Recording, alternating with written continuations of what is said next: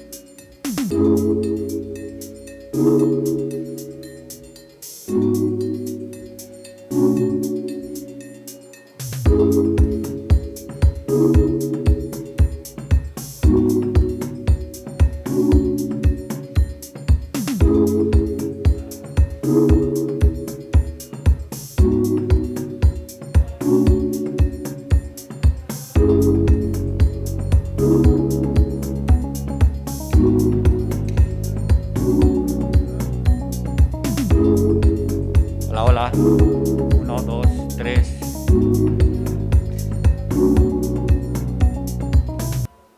Ok.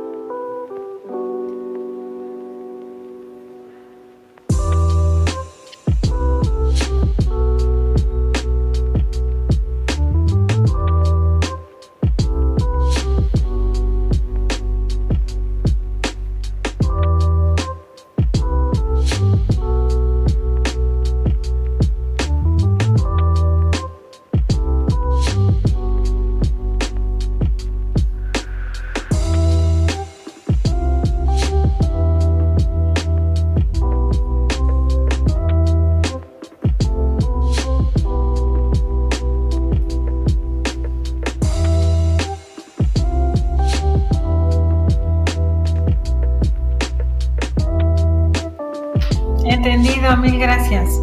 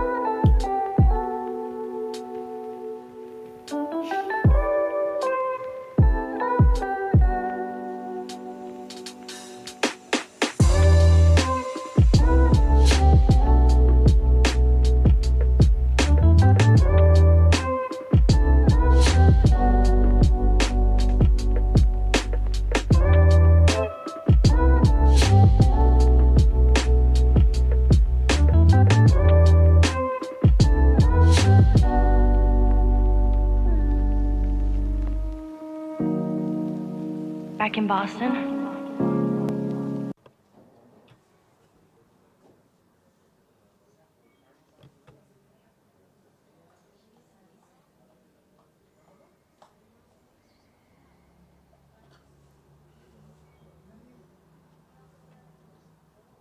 Lose our minds together.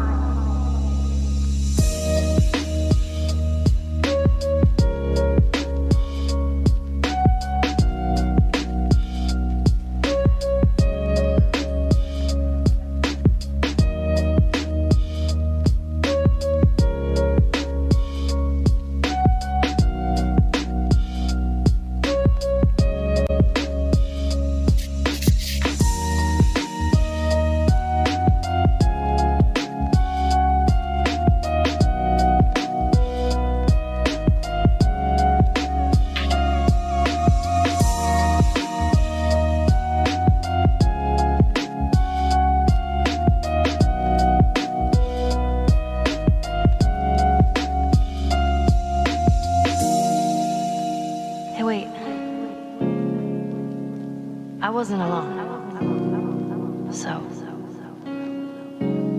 I'm still waiting for my turn.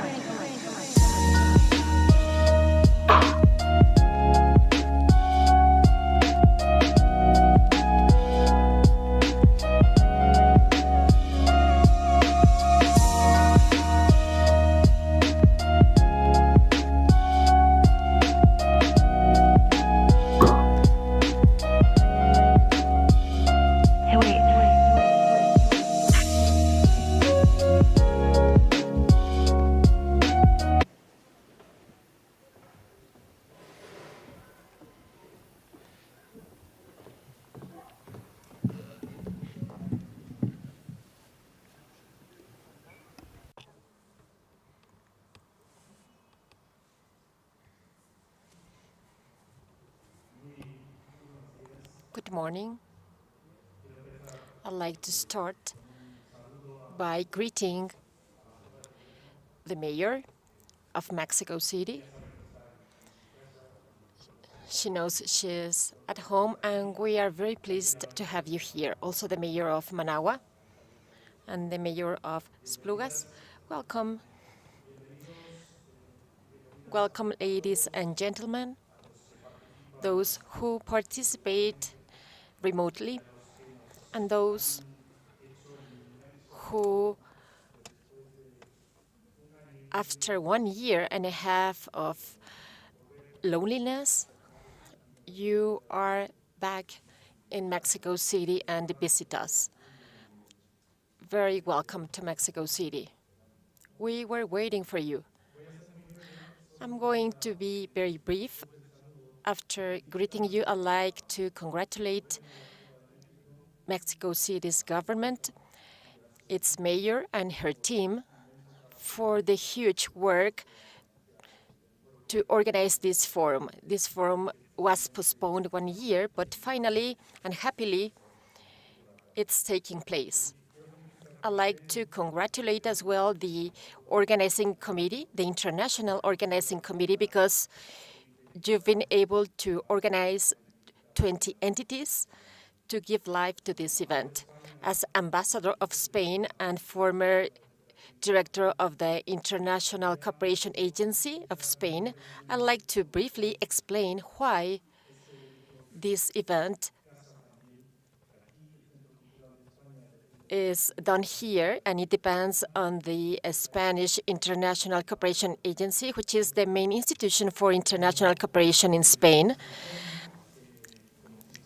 As a cooperation system, our objectives are the Sustainable Development Goals, and international cooperation in Spain assumed culture as an important and key factor for the development. In this forum, we have 2 Sustainable Development Goals: 16, promote fair, peaceful, and inclusive societies, and 17, promote partnerships to achieve these goals. Or in one phrase, promote the culture of peace. That's why we've opened our arms to host this event, and we've done so hand in hand with our strategic partner, that is and will always be Mexico City.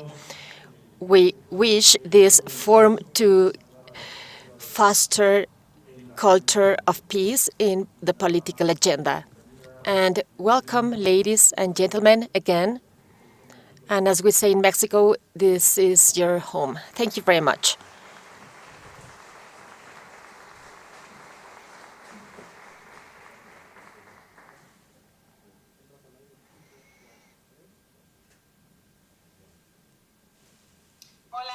Hello, greetings, ladies and gentlemen. A big hug to Mexico City, the mayor, all the mayors, friends who are with us in person and from around the world. It is a pleasure to start this opening session with all of you. This is a very special session for us because we have been building peace. We've been trying to sign peace between people with the planet and governance, renew the social contract in the territories for a future of peace. We know that our cities and our territories are constantly changing, that we are going through a universal crisis that is going to change us and will change us for good. But good news, friends, is that we've been working together for many years to recognize the value of territorial action and the importance of working locally from our neighborhoods and streets. And the World Forum on Violence and Education for Violence and Peace that we celebrated in Madrid in 2017 and then in 2018, time flies indeed, opened some important work lines to make clear that not only the work of territories is closely related to the Sustainable Development Goals of the new urban agenda, but also it is vital to understand peace as a construction different to the absence of violence, and to understand that conflicts can make us evolve if they are well managed. It allowed us to create a new roadmap, in which brave cities like the ones we need today, like Mexico City, are supporting cities as a network. We are very proud to be able to continue this work that we started then to reclaim a different role in world governance in the cities, but also to demonstrate that from the territories we have to build the foundations for this new social contract in which peace is vital. And peace is achieved by memory. Peace is achieved with dignity. Peace is achieved with recognition and mainly with equality. That's why today I'm very pleased to facilitate a panel that is feminist. It is feminist and municipalist. And we're going to start. It is a pleasure to introduce the contributions of former mayor of Madrid from 2015 to 2019, Manuela Carmena, labor lawyer and judge, and also mother of this concept of the forum with all the institutions that supported her. So let's give the floor to Manuela Carmena and her video. Thank you, Mexico. I'll start by thanking Mexico because it's wonderful that you have accepted the relay from Madrid. I know that you know that being mayor of Madrid, we summoned for 2 years the Congress Against Violence and for Peace. And I think it is fantastic that now this debate is in Mexico, the debate that makes us all think that violence is not inevitable to human beings. On the opposite, violence is something learned. And just as you learn violence, you learn to live without violence. You learn to live in peace with good interaction. I hope that in this Congress, as it happened in Madrid, there are initiatives and purposes and hopes. Hope so we can reduce violence in the world. I wish you the very best.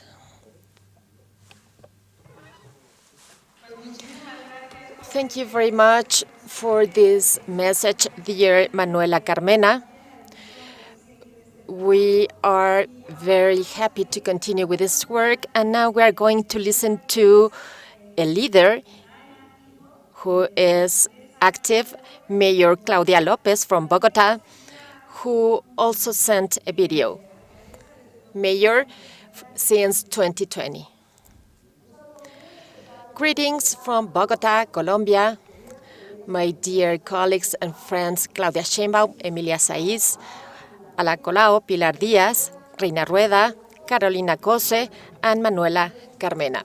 Also the Ambassador of Spain to Mexico and those attendees of the World Forum on Cities and Territories of Peace. As you can see, this is especially important in Bogota and Colombia, the only country in Latin America affected till the 21st century by an armed conflict. Happily, after many difficulties and political polarization, we achieved a peace agreement that put an end to the armed conflict with the illegal armed group that is the largest in America, the Revolutionary Armed Forces of Colombia, FARC. Putting an end to this painful story of Colombia was necessary for the citizens' policy and social change and equality to be part of the political agenda of Bogota and Colombia.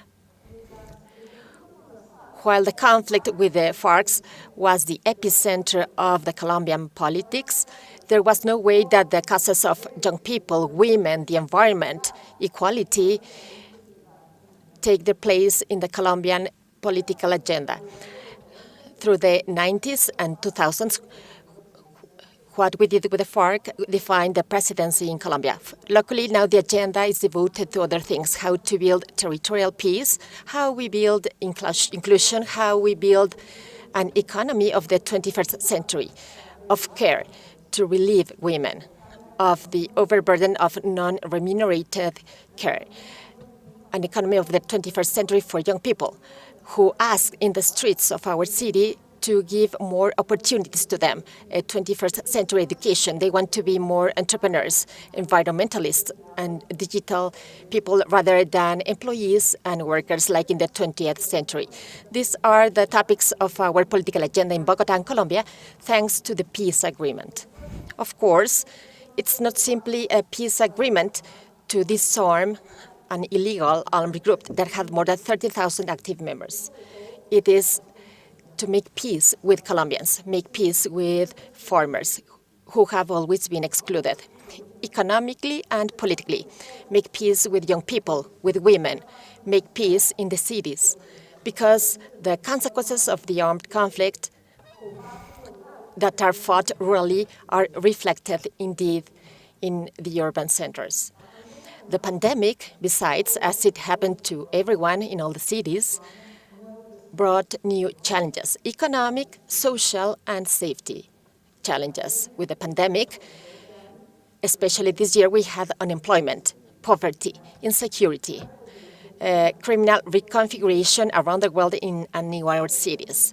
This increase in violence and insecurity in urban centers has been part of our agenda. But the solution to the historical armed conflict in Colombia and urban violence that we had before the pandemic and the new challenges of urban and rural violence that we've had after the pandemic, at the end, have a common agenda, an equality agenda, and social and productive inclusion that is the root that has to be addressed.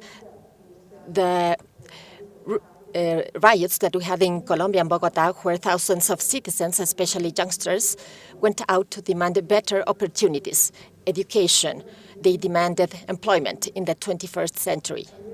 They demanded a frontal fight against corruption, so that governments take climate emergency seriously. Urban and rural security of Bogota and Colombia has to address that social clamor of equality, justice, opportunities, social inclusion, and productive inclusion. If we want to rescue urban security in the case of Colombia, the rural Colombia must be in peace. For the urban Colombia may have security. And this is what we have proposed to the society and the national government to assume these challenges. First, Bogota proposed during our government to be the epicenter, the capital of a country that just signed a peace agreement to dismantle FARC. This is the 10th peace process in Colombia in the last 35 years. And of course, we've set the goal that we have to fulfill the peace agreements in Colombia and to be an example. I wanted to share with you these ideas of what we're doing in Bogota and what we believe in Bogota. In Bogota, we are creating a new social and environmental contract and the biggest social and infrastructure investment that mitigates climate change. And we have a modern and sustainable mobility with a clean public transportation system. We have an addition plan of social rescue focused on women, young people, and micro companies that were the most affected by the pandemic. We are working with Sumapaz, the security system and food supply with Funditamarca and all the central region. But of course, Bogota is not an island. Bogota is the capital of Colombia, and Colombia must adapt a security policy to build peace and not attack it, but builds democracy, territorial peace, legitimate state with social and productive inclusion. That's why I invite you to support us in this idea of a new plan, Colombia Plan for Colombia, a security plan where international community may help us with these priorities: social inclusion of young people, social inclusion of migrants, and the adaptation to climate change. Thank you very much for all the debates, for activities, reflections that you've done in this World Forum on Cities and Territories of Peace. Carmena started this idea, then Claudia Sheinbaum continued it, and it's an honor for Bogota to receive the torch, and we hope to live up to what you've done with this scenario of peace and reconciliation for Colombia, Latin America, and the world. I send you hugs. A big hug to you and applauses from this auditorium to this clear and compelling message from Mayor Claudia Lopez. The role that we have in local governments as safeguards of our communities is to accept the challenge of defending dreams and ambitions of communities. Communities with no violence, where inequality between men and women clearly is violence too, and where care has an important role. And now, I am pleased to present the mayor of Esplugues, Pilar Diaz, who, apart from mayor since 2006, she is an activist, engineer, and works with UCLG. And she won't only talk about peace, but also strong institutions, multi-level governance. It's a shame that you are far away, but it's great that you are in Mexico. Pilar, you have the floor. Good morning, good afternoon. Emilia, I really wanted to hug you. I thought you would be here, but, well, we will meet soon, I'm sure. Mayor of Mexico City, Mayor of Managua, mayors, ambassador, and the attendees, it is a pleasure to be in this opening session of the third World Forum on Cities and Territories of Peace, so important for us. In this case, surrounded by women and female mayors, all of them performing a very complex task, leading sustainable development of the territories with that feminine perspective that complements the male perspective. We can always build this world with the work of men and women. And I'm also very happy to be here in Mexico City in person after so much time to keep on, well, we kept on working during the pandemic remotely, but I really was looking forward to meeting you, hugging you, even though with a lot of care. So I'm very excited to think that being today is a collective achievement. I think that humanity has lived up to the challenge, despite the difficulties that we are still facing. And despite certain behaviors, I think that collectively we can be proud we are overcoming jointly this huge challenge that we haven't had in the last 100 years, because for the first time, all the people were conditioned by the pandemic in the last 2 years or 1 year and a half, because it has affected everyone in any part of the world, irrespective of our origin, our economic status. What is true is that certain people have had to lock down at home in better conditions than others, and we shouldn't forget that when they asked us to stay home, some people were homeless, and when they asked to wash our hands, some people didn't have tap water. So these details are important. The pandemic, it's true, has shown the most bitter and hardest phase, because a tiny virus has affected our lives and our ways to develop our vital projects, but also it has entailed learnings, grow jointly, and has showed us what we already knew. But it has put it before our faces. It has showed us that the only way to move forward and make the world sustainable is by being aware of the patterns of development that we have to reformulate, but very decisively, and that cooperation and the creation of partnerships are the necessary instruments to build this fair and more equitable world, as the Agenda 2030 says, and the 17 SDGs. Evidently, this is the only path. The World Forum on Cities and Territories of Peace started in 2017 as a space of reflection, but with the vocation to have a continuity with the purpose of advancing in fostering interaction and the construction of peace in cities. And despite the changes and the pandemic, we are we have increasingly more institutions, people, and citizens who are committed with this process. And I think this is a moment we should congratulate ourselves. We have big challenges and a long way to go, but we have to congratulate ourselves because there's more awareness in the world. We know that the international community has recognized peace as a necessary condition to achieve sustainable development. But certainly when we talk about peace, what do we mean by that? We listened to the mayor of Bogota that mentioned this hard and intense work to achieve peace in an armed conflict.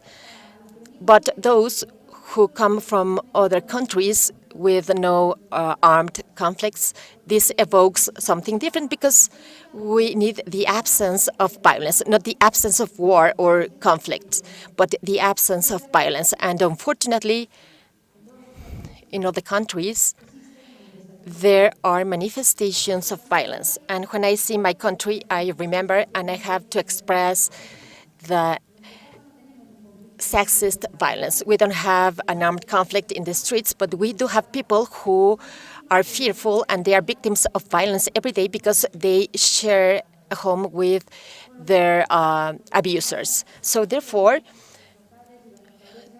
the mayors here today want to work for cities with an absence of violence in order to work for that sustainable development. And that's impossible without that basic condition, that is peace. Imagining a world without violence starts in cities, starts in neighborhoods, in the spaces closest to citizens, because peace, as we all know, is not only the absence of war, but the absence of violence. And cities include all types of violences and inequalities, and that's the root. Listening to the mayor of Bogota, I could relate to that idea. We have to keep on working, especially to eradicate inequalities, because inequalities and marginalization in many cases are the root and the origin of most of the violences. So we must have cities that do not degrade and offer opportunities to everyone, irrespective of their origin and their economic status. And when we work for those cities that foster dialogue and social cohesion, the respect for others who think differently, it's okay, we can dialogue, we can share, we can grow.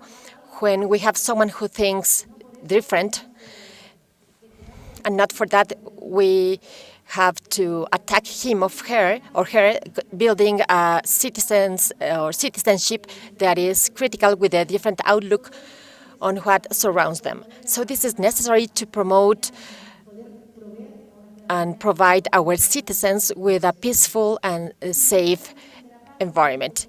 And this vision of peace from everyday activities, from neighborhoods, from the communities of neighbors, among our neighbors, this is one of the values of this forum.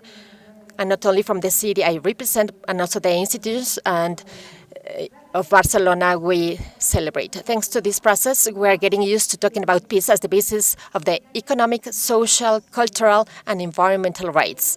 That's why we have to ensure the continuity of this process to evolve towards fairer, safer, and more aware and more empowered and egalitarian cities. The government of Barcelona, the institution I represent, work with the 311 municipalities of the province of Barcelona, so that these municipalities are places that are cozy. Also, they may address the needs, and we give them all our support to create cities and municipalities that are safe, to foster peaceful interaction, collective development, and to promote the exercise of solidarity. Solidarity with those who are far away, but also with your neighbor next to you. That's basic and important. That's why we compromise to keep on working collectively and support the next editions of this forum actively. Just to finish, I'd like to highlight, someone already said that, this feminist or female vision that we share in this opening session. This was fostered by women I like to highlight that, and it's important that all the institutional representatives present today in this opening session are women and mayors. Maybe that's the key of our success. Anyway, always building this world, a world of peace between men and women and men. Thank you very much. Thank you very much. A warm hug, dear Pilar, for your words, for the vindication of this female leadership. Yes, we have to do this increasingly more to give this positive tone because, yes, we've measured up, but in the declaration of this forum, we are going to include it. We've lived up to this, but we can't forget solidarity and the importance of seeing this as something we have to do, all of us. And we shouldn't forget that even though many of us are vaccinated, most of the population is not. So the recovery should include everyone. And now I'm going to present an activist and today mayor, my mayor of Barcelona, Ada Colau, and special envoy of our organization, UCLG for the United Nations, mayor since 2015. Time flies. So welcome, Mayor Colau, to this opening table. Thank you very much, Emilia. I thank all the mayors and our host, the mayor of Mexico City. It is a pleasure to share this space with you and also greet everyone who are in person, but also those who joined us online. Well, Emilia was saying that since 2015 we've experienced a lot, but historically all the history of humanity is like that.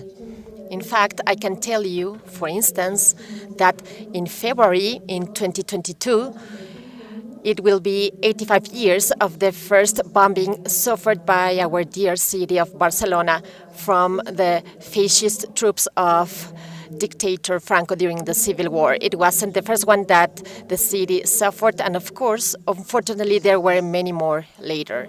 And now, it might seem too far away because many things have happened since this, well, 85 years ago to date. But in any case, Barcelona is a city with memory.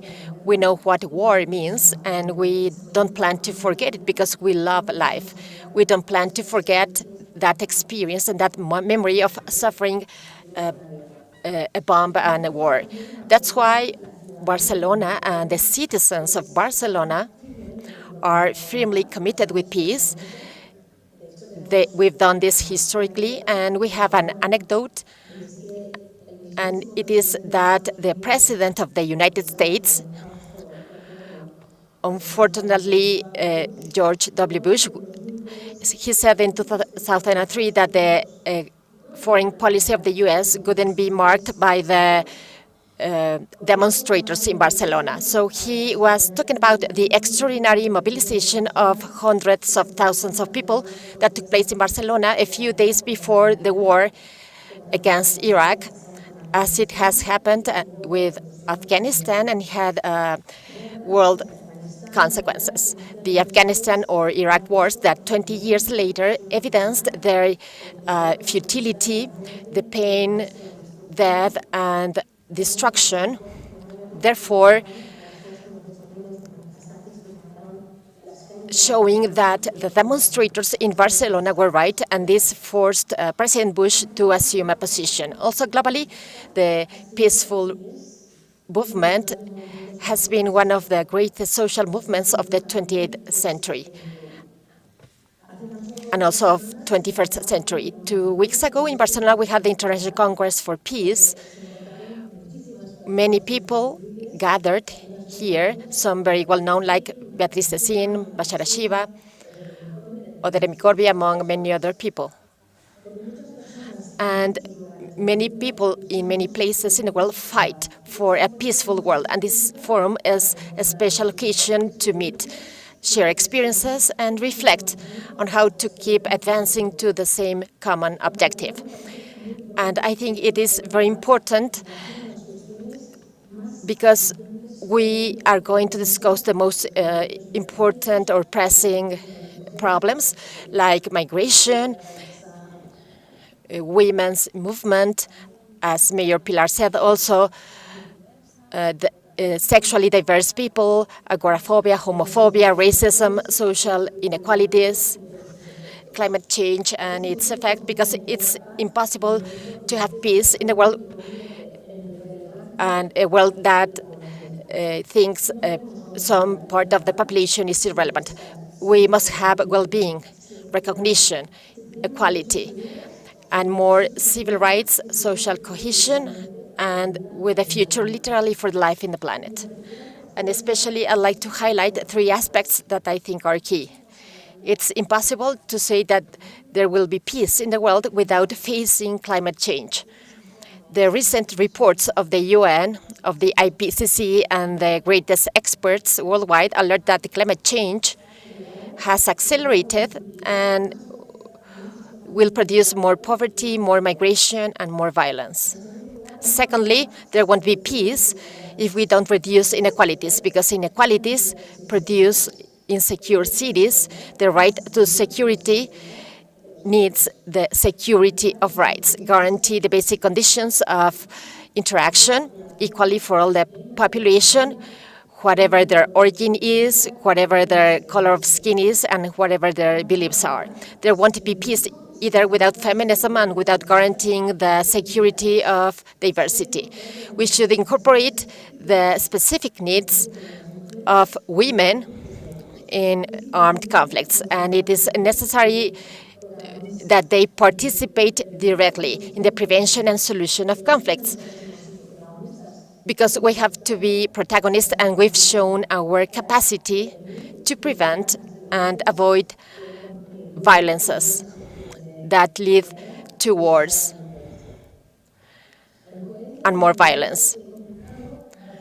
In keeping with this, in Barcelona, we understand that global peace starts at home.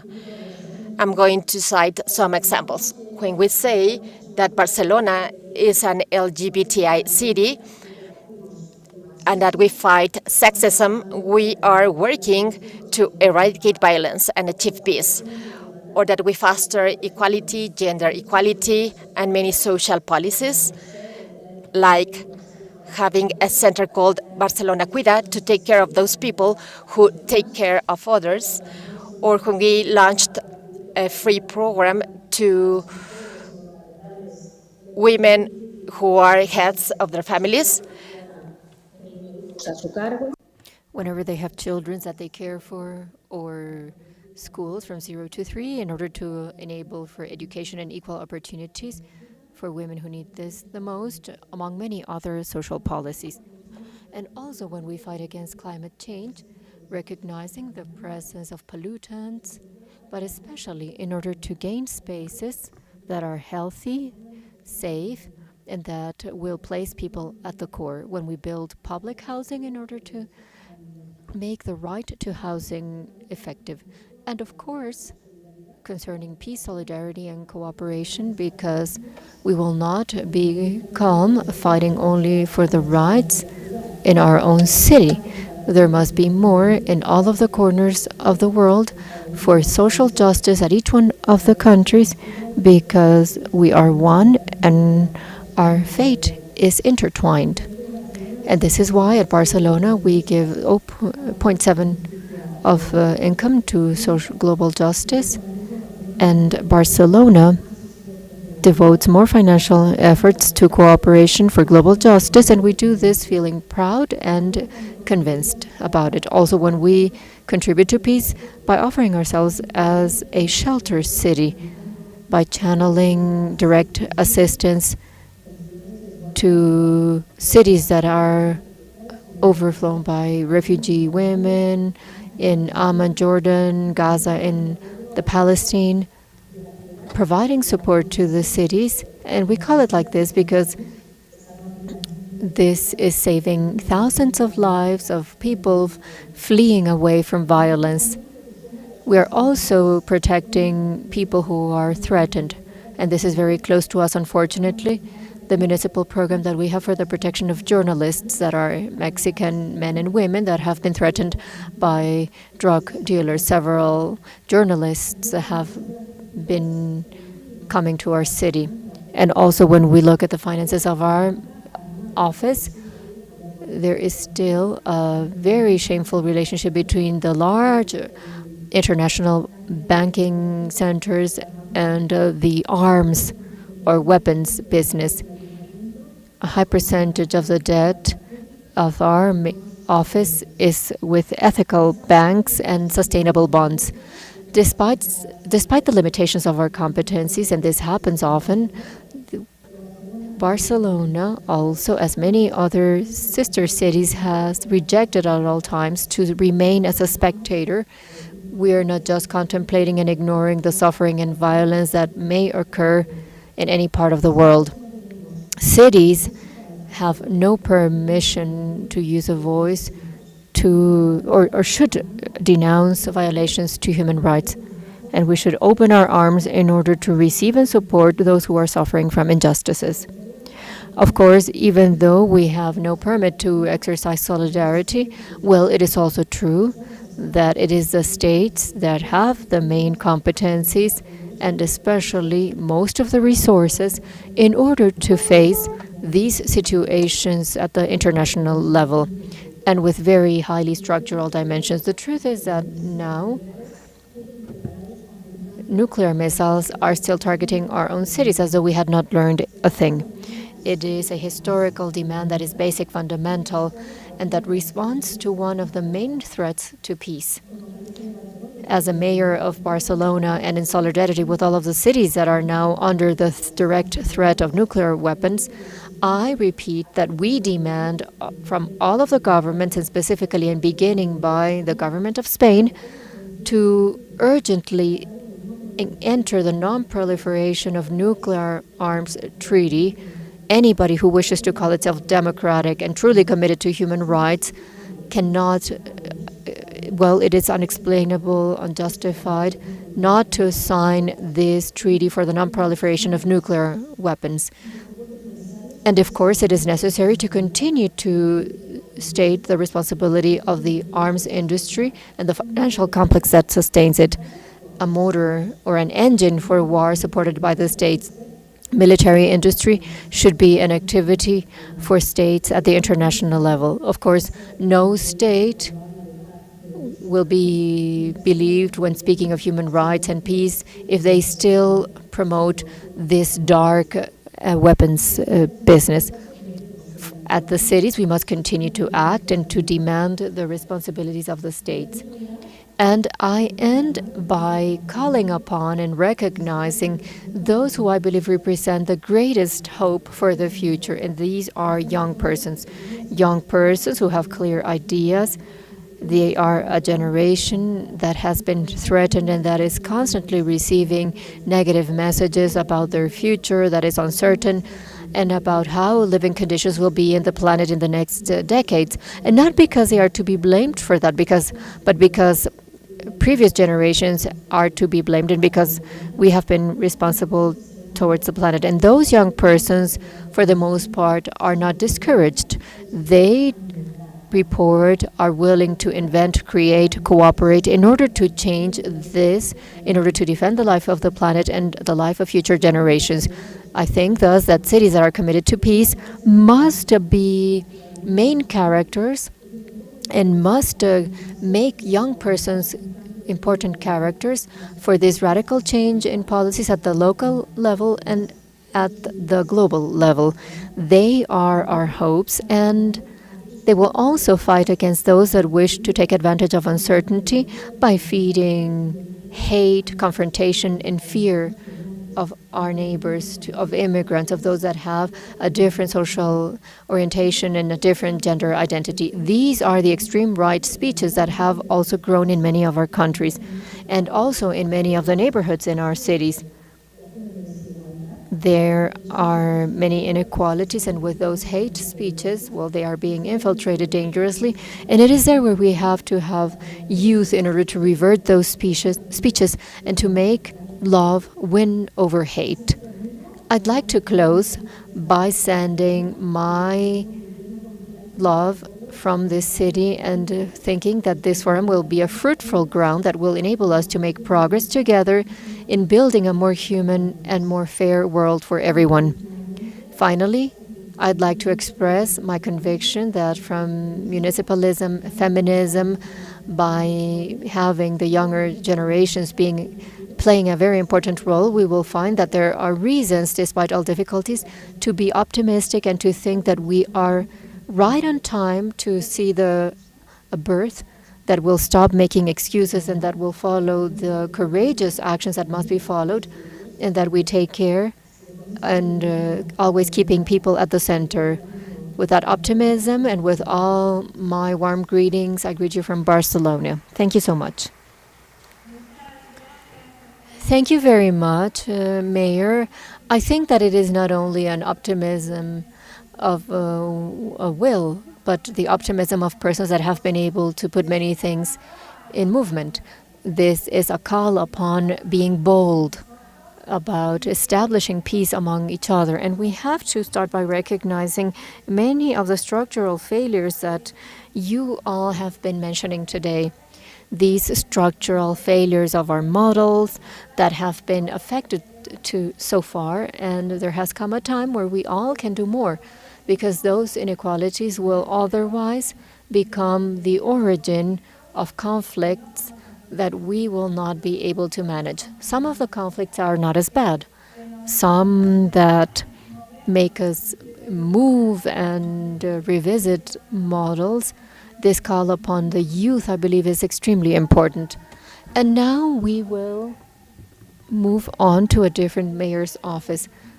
She has been a mayor since 2018, the current mayor of Managua, Reina Rueda. She is also fortunate enough to be here with you in Mexico City. You have the floor, Mayor. Welcome, and we are glad to have you here. Good morning to everyone, men and women. I am very thankful for this space. It is very valuable, especially for us. I'd like to express my appreciation for being here with the mayor, and I'd like to thank our sister Claudia Sheinbaum. She has made it possible for us to be here. And this space for congratulations, for reflections, and for looking at true lines of action for the development of our peoples, but especially for the progress of gender. We are very excited and very satisfied by all of the progress that has been made worldwide. When we speak about gender, we first of all have to be thankful for all of the women that have been struggling worldwide, women who in the past have been working very hard and have never stopped to work hard for the rights of women. Thank you for allowing me to address you and to talk a little bit about what we are doing in Nicaragua. In Nicaragua, we have made great progress, but we still have a long way to go. Since 2007, our government's policy has been to place women at all spaces, so much so that a law has been passed by the National Assembly. This is based on a decision of the executive branch. Our president, Commander Daniel Ortega, and our vice president, Ms. Rosario, have been preparing policies that have given opportunities to women to prove what we are made of. We have the ability, we have the courage, and he values sensitivity. And this is something that women put into everything we do. This sensitivity, this love, and he has said that we are better managers, that we have this sensitivity to become solidarian, not only with women, but also with the whole family. When we talk about gender, we see this from the viewpoint of a social problem that is related to the involvement of men and women. And this is not a gender struggle between men and women. On the contrary, this is joint work. This is something that complements each other. Since February 2008, we passed a law for gender equality prior to the municipal elections, where I was elected as the mayor. And the political positions and institutional positions, well, 50% are occupied by men and 50% by women. This is now a law that has been passed and that is now permanent. So much so that the mayor's office, where I am the mayor, the vice mayor is a man. And this has become a reality and has given us the opportunity to prove our abilities. When we talk about the progress that we have made progress on the economic side, and women now have the right to credit. These are entrepreneurial women. And given the conditions that we are currently experiencing worldwide, this is a convoluted world, a world full of conflict, and we must put this grain of sand of solidarity, companionship, and sisterhood, brotherhood, because, well, we sometimes face problems among ourselves, and we have to overcome them. If we want to have equality, we have to do this work together, especially if we have the support of a government that has a political will. This is related to our policy for the compliance of guidelines for action that are directly in favor of the development of families. We, as the government, have as a priority family. It must be the fundamental pillar. And in most of the policies and strategies of our government, in order to improve living conditions, right to health, right to education, a sick woman is not productive. A sick woman cannot work. So both men and women must be healthy. This is why in all of the arenas we condemn violence in all of its expressions. We have made progress, however, we still have a long way to go. And we must be aware, or women must be aware, of the fact that they have a right to many more elements for the optimal development or comprehensive development of a family. Women in Nicaragua are empowered. We hold 5th position worldwide. This has been stated by the World Economic Forum. We are the country that has made a lot of progress in terms of gender equality. This information can be found. You can look at the progress that has been made in the social and economic arenas. Women are working, especially in this comprehensive and full development of women and Nicaraguans. And this fight has borne fruit. And women have been solidarian, and we have proven our abilities. At the national level, this is why we hold 50% of all the positions. At the executive branch, we'll still have a little bit more to go. We have 58.7%, but in other ones, I think we are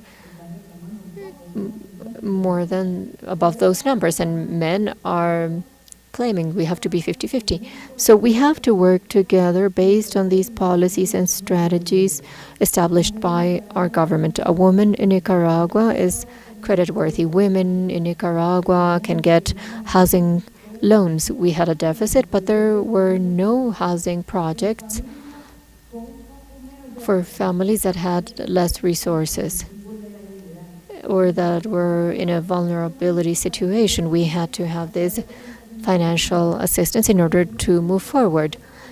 And we have this sensitivity, and we prove it whenever we have these spaces that have been created. We have laws to protect women. We are constantly working, permanently working.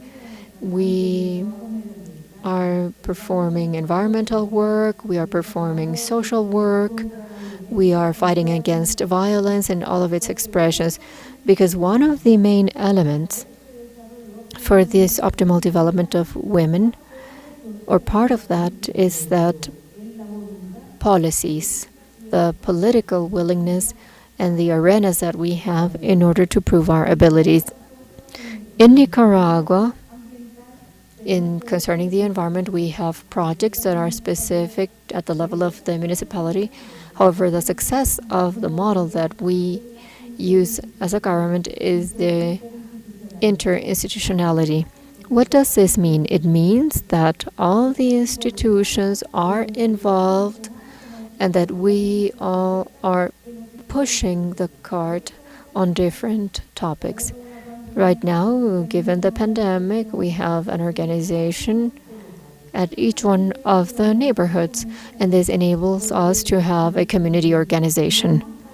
What is most valuable in our government is human resources. However, we need to have those opportunities at different levels and arenas so that we can prove that, yes, we all can improve. We are a people that is a believer in God. We first have to ask for strength and wisdom. We are a people that has great beliefs, and our culture and our traditions identify us. We preserve this, and we have attempted to rescue many of the things that had been lost. And also solidarity among each other. What does the word peace mean to us in Nicaragua? What we value the most in Nicaragua as human beings is to live in calm, in peace. A family that is not calm or that feels insecure, that is fearful, cannot move ahead. Peace is of essence to all. Peace will enable us to move forward. Peace will enable us to conduct exchanges like the one that we are having today, to talk about topics that are fundamental for the socio-economical development of all the peoples. And we all of us human beings have to promote peace. All of the inhabitants of this planet must be promoters of peace. It is only with peace that one can make progress. We must promote it, strengthen it, and we must try that while coming through this earth, we can leave traces that will not be deleted for future generations in different arenas.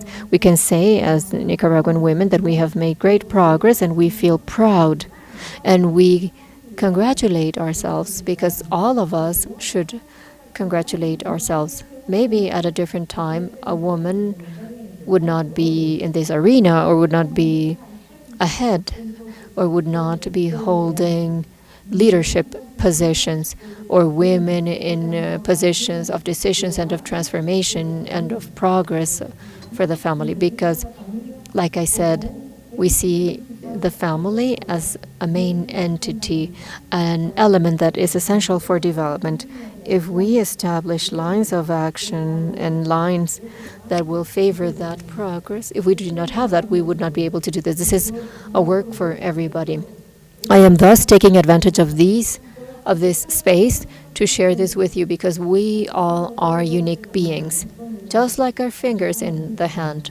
They are different. This is how we human beings are. Each one of us is unique, and we have something valuable to contribute from each one of the arenas we are in, and based on the human characteristics that we have, because this is what we have inside our mind, being consistent in terms of what we think, we feel, and do.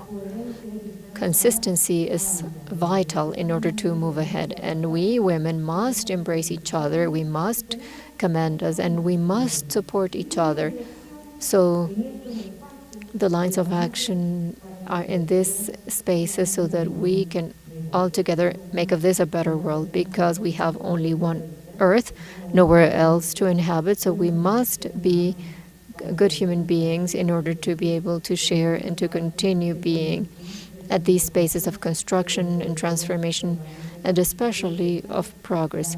And we must make these friendship links closer. Thank you so much.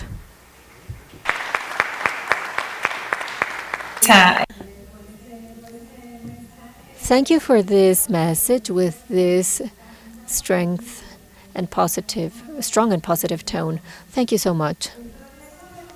The process of the Forum on Cities and Territories of Peace is that we are reflecting here together.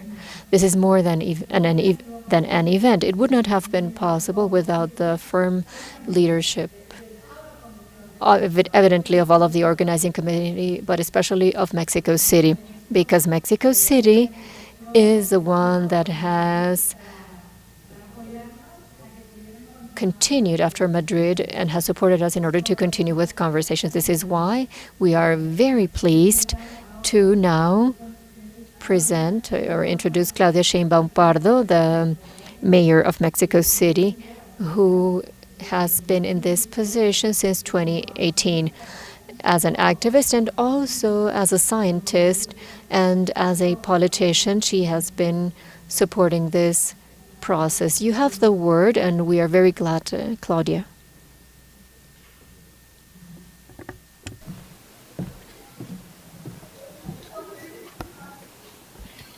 Muy buenos días. Good morning to all of you. Welcome, men and women, to this beautiful and large Mexico City, a city with a history, to this forum on cities and territories of peace.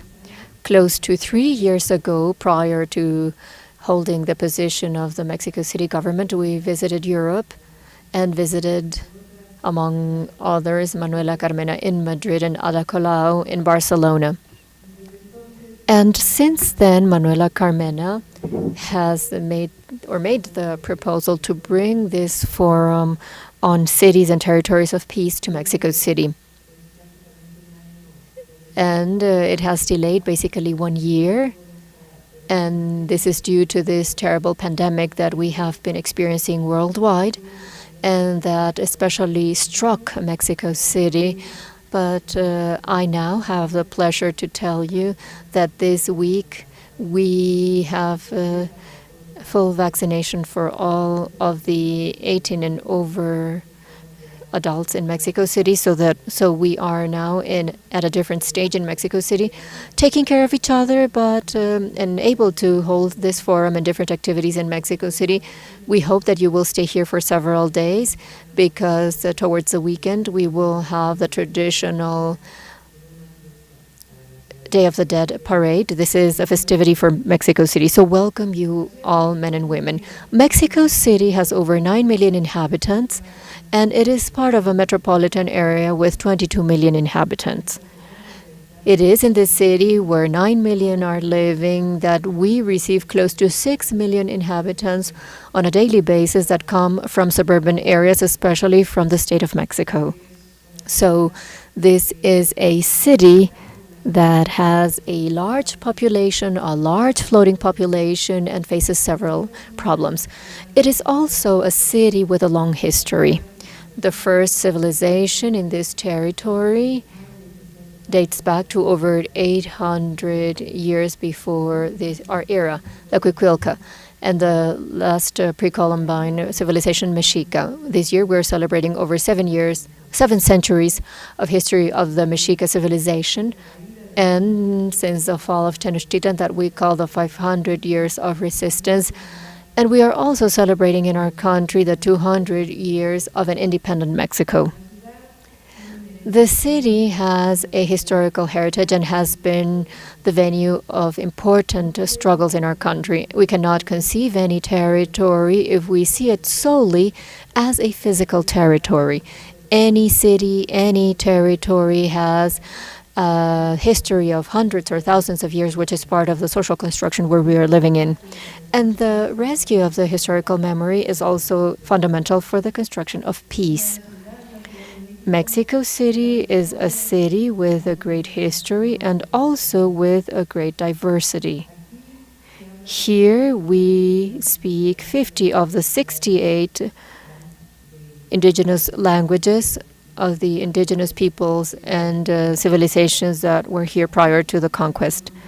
Here we have indigenous peoples living in the city with cultures of over 500 years. These resident indigenous cultures that are part of our city are also part of the history of our peoples. But here at this city, we have also been experiencing several historical struggles. We are here now at the government of the city as part of the government of transformation. We call it the fourth transformation of public life in Mexico. In the first transformation, which was independence, the second transformation, the reform, the third transformation, the revolution, and the fourth transformation that we are experiencing at this time. This city has been a part of those 4 large transformations in its historical life. And especially in the modern life in the second half of the 20th century, the city was also the venue of different historical struggles. Student struggles. There was here a massacre in 1968. These were students fighting for freedom, free physicians fighting for their reivindication, union struggles, teachers' struggles that have been forming the inhabitants that are now living in the city, because we cannot forget our history. They fought for their rights and they also fought for democracy. This city was also built based on the struggle for democracy. Here we experienced important struggles against an electoral fraud. We are now living this 4th transformation of the public life of Mexico, and we're saying that we have changed the neoliberal model for a moral economy model.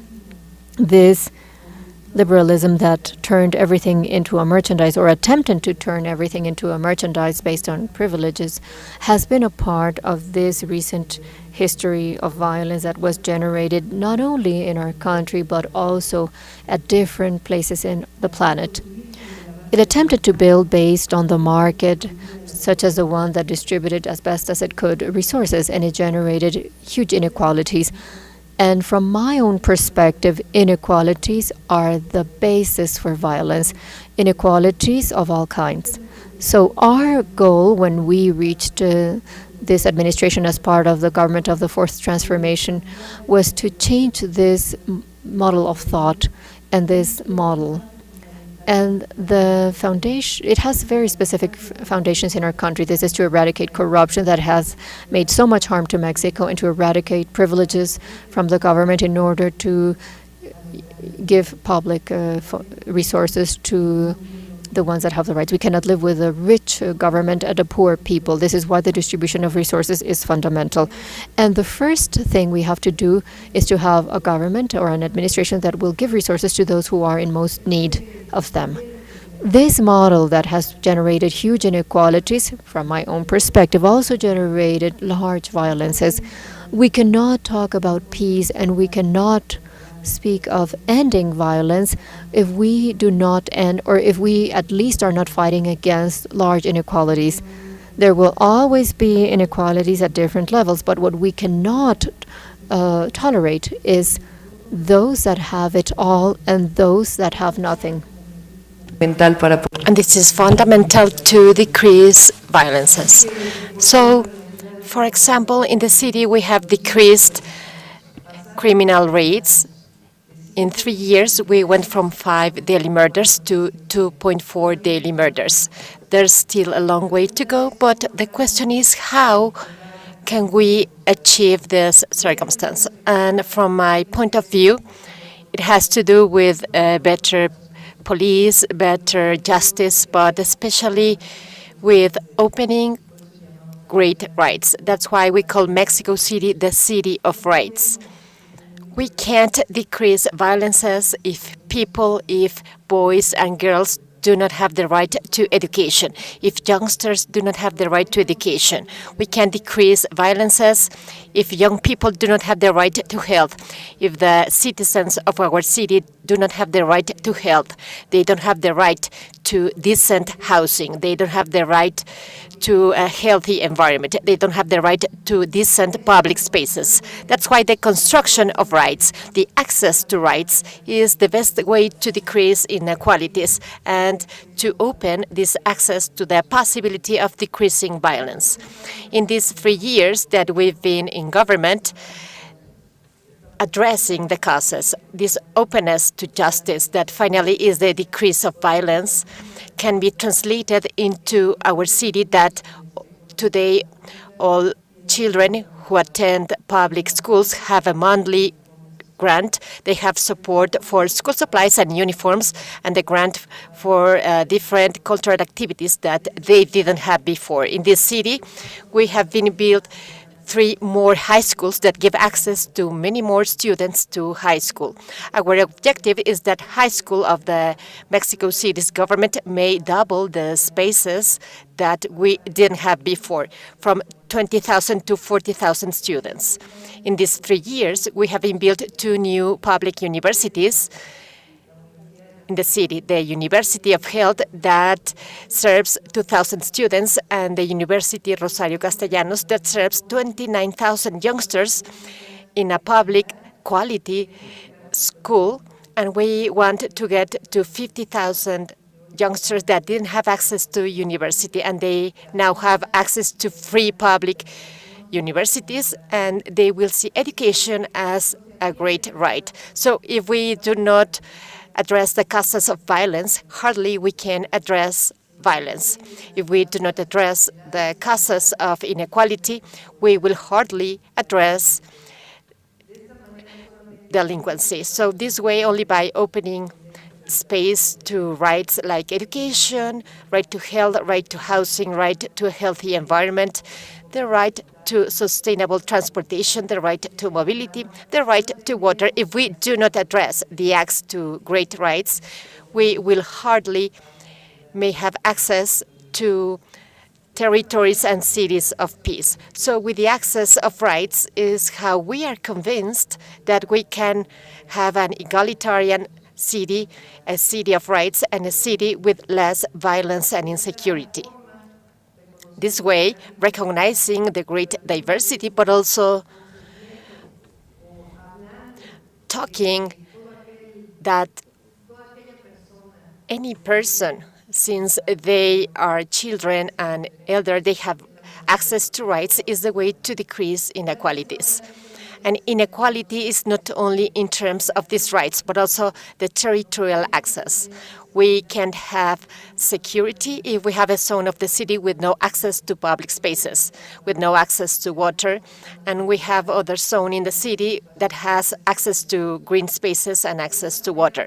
This way, we've tried to invest where historically haven't been invested. We've allocated important resources in the western and northern of the city where historically there haven't been investment. So we do not only have the universal scholarship for children in public schools and more high schools and more universities for the access to education, but we have also invested where historically we haven't invested. The most unequal territories in the city are precisely those around the city. What have we done? We have invested in the outskirts. The 2 new transportation means that we have in the city are to transport people with less resources, the best transportation to have access to the subway. Today we have the largest transportation with a public access to the poorest parts of the city, the most unequal parts of the city, to approach the rights to those who have the least. This way, that's why we say that the only way to decrease violences and decrease insecurity is by having access to justice. And the only way to have social justice is by turning privileges into rights, making education a right, health and education, housing and education, public spaces and education, transportation a right. And this is how we have made important investments in the city to decrease inequalities. We wouldn't have been able to decrease insecurity in our city if we didn't have a vision of moral economy and of making the city an innovative city and a city of rights. In this city, women have access to rights. This is a city that has the right to abortion. It has been for 11 years, and also people of sexual diversity have rights. They have access to these big rights, these human rights, these rights to equality, these social rights are, from our perspective, the only way to decrease the great inequalities. That's why the access to equality and the access to rights is social justice, and this is the only way to have cities and territories of peace. This is our vision. Thank you very much. I'd like to thank especially the mayors who have come to this great city, those who are far away, and thank you very, very much, Ambassador, for allowing us to use this venue and all your support for this event. Thank you very much. Good morning. Thank you very much, Mayor from International Municipalism. We are very hopeful with these dialogues, but also with the instruments that the communities around the world develop every day, with your leadership, with the leadership of these women that we have today in Mexico City, and with all men who are leaders who also help us to develop feminism. Well, we have this network of cities and UCLG, the United Cities and Local Governments. We will keep on working in this path, and I thank everyone, all the participants of the international organizing committees from Mexico City and the government of Madrid, the government of Barcelona, but also Metropolis, UCSI, Mayors for Peace, the International Association of Educating Societies, the Spanish Association of Municipalities, and also international cooperation agencies that have supported us, like SEGIP, the Ibero-American States Organization, the International Cooperation Agency for Spain, the UNDP, UN Women, and the Spanish Association of Research for Peace, IPAS, and Colegio de la Frontera Norte. Without all of you, this event wouldn't have been possible. Thank you very much to the human and technical teams. Do not forget that the forum continues. It is open, but the conversations continue. We have a plenary session in 15 minutes, and there will be activities throughout the days 27 and 28. Mayor, I am very proud to collaborate with you, and it will be a pleasure for UCLG to take the reins of the secretary towards Bogota. Thank you very much, everyone. A big hug to Mexico City and to all the participants. Good morning.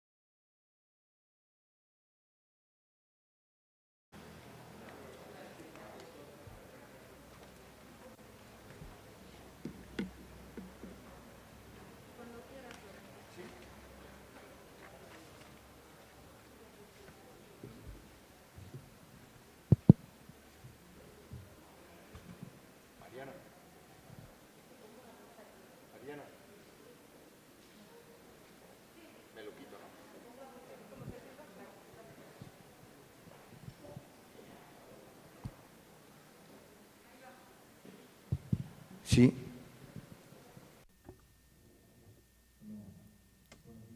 Good morning to all of you, men and women. I am Lorenzo Jimenez de Ruiz. I'm resident representative of the UNDP program in Mexico. I am pleased to be here in their first dialogue within the framework of the World Forum on Cities and Territories of Peace. My institution, as long as a series of other institutions are co-organizing and sponsoring, and I have been designated as the moderator. So I will try to do this being respectful with time and in a way that will enable all the persons, women and men who are here in person or through the network to maybe look at this first dialogue that is basically an approach to human cities and territories from inclusion. The concept of city or urban territory has been evolving significantly over time, and this has been more so in the last few years. And it has demanded considering important challenges for municipal management, urban management, bearing in mind the new ways of living together, of coexistence. This is how what the 2030 Agenda has set forth, and also the new urban agenda. And this, of course, has imposed the need to include a new element, a key element when it comes to understanding the administration or management of an urban territory and of a city. And this new concept is peace or social coexistence. The truth is that in past fora, we have basically been devoted to looking at important matters, and they are present in all of the cities, more or less, such as in new ways of living in urban areas. And this time, we have privileged the construction of peace, so that this is the element and a new way to manage those territories, those human territories. In terms of managing peace, yes, we can understand it in many ways as social harmony. And I think that, unfortunately, the head of the administration or the mayor of Mexico City and of Barcelona, this must be considering inclusion and the description of the numerous inequalities that somehow generate spaces that do not enable us to generate that very necessary peace. And this is a matter of approaching inequalities, economic inequalities, social inequalities, ethnic inequalities, gender inequalities, and this in order to include, meaning that we have to be equal to include, and this will be the axis of the debate and the guiding line for this first debate. I will now take advantage to introduce the persons who are here at the panel, and this will be a hybrid panel. There will be some persons virtually making presentations, and I will introduce first the persons who are here in person. And I ask panelists, women and men, if I do not mention a very long resume, you all have very long resumes, but if I were to read them all, well, we would take the 90 minutes that we have available. So I will merely mention your names and the role that you are in now. To my left, I have everybody to my left, actually. But closer to me is Ms. Clara Brugada, the mayor of Iztapalapa. Clara. Second, Josep Mayoral, mayor of Granollers. And finally, Mr. Germán Alvarenga, who is the head of District Number 5, this mayor's office at El Salvador, and head of citizen participation of the mayor's office. We also have virtually Renata Braga, who is a special advisor for the Department of International Affairs of the city of Sao Paulo. To all of you, thank you very much for joining us this morning. And with this, we will now begin with our dialogue. And as I said earlier, this will be linked to the concept and topic of cities and territories that are inclusive. And I'd like to tell you that the panel or this dialogue will be made up of 2 questions that I will be asking to all of you. It will be the same question. There will be 2 rounds. And you all have 5 to 6 minutes so that we can close on time. So now I will be asking Clara the first question, and this is, what are, excuse me for speaking you with the informal you, what in your opinion are the main ways of inequalities that identify the urban space nowadays, and especially the space that you had in Iztapalapa? Good day to all of you, women and men. Thank you, Lorenzo. I'd like to greet the other speakers. Welcome to Mexico City. I am happy to be here at this international forum to talk about the construction of peace and inclusion. We first have to talk about the inequalities that we find. And we must recall that Iztapalapa is in Mexico City, which is the capital city of this country, and that Mexico City is also part of a metropole and of a megalopoly where 32% of the population of the country lives. It is also important to state that 40% of the GDP comes out of this huge megalopoly. Iztapalapa is at the center of this metropole, is at the periphery of the city. It took me 2 hours to come here to the downtown area of the city, so I am a mayor of the periphery of, or the outskirts of the city. However, Iztapalapa is at the center of the metropole. I also think it is important to say that Iztapalapa is facing a specific situation.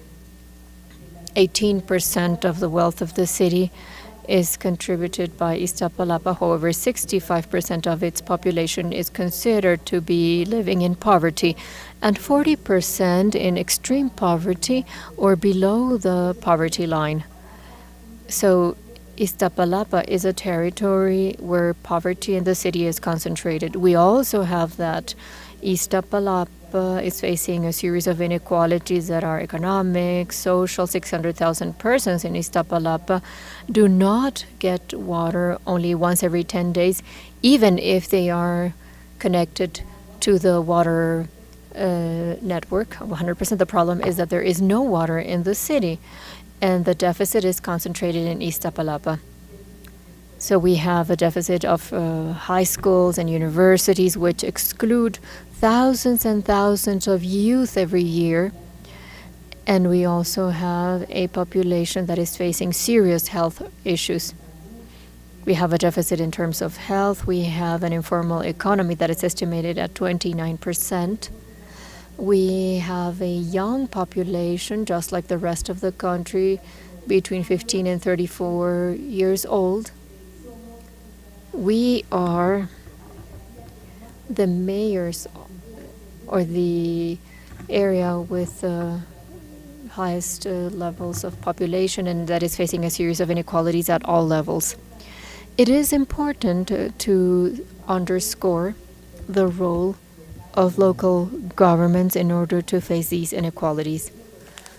The local government or the municipal government is the main agent, the main government, the one that is closest to the population, and the one that can have an influence on community processes. It may also play a better role when it comes to fighting against inequalities. I must underscore the relevance of municipal governments for the construction of any peace strategy. Also, we must remember that in this city we have a special situation compared to other countries. That is the context within which we live in Iztapalapa. This is a space with high levels of poverty and with high levels of participation of people, with a process of transformation that dates back decades. Thank you. Thank you. Thank you, Clara.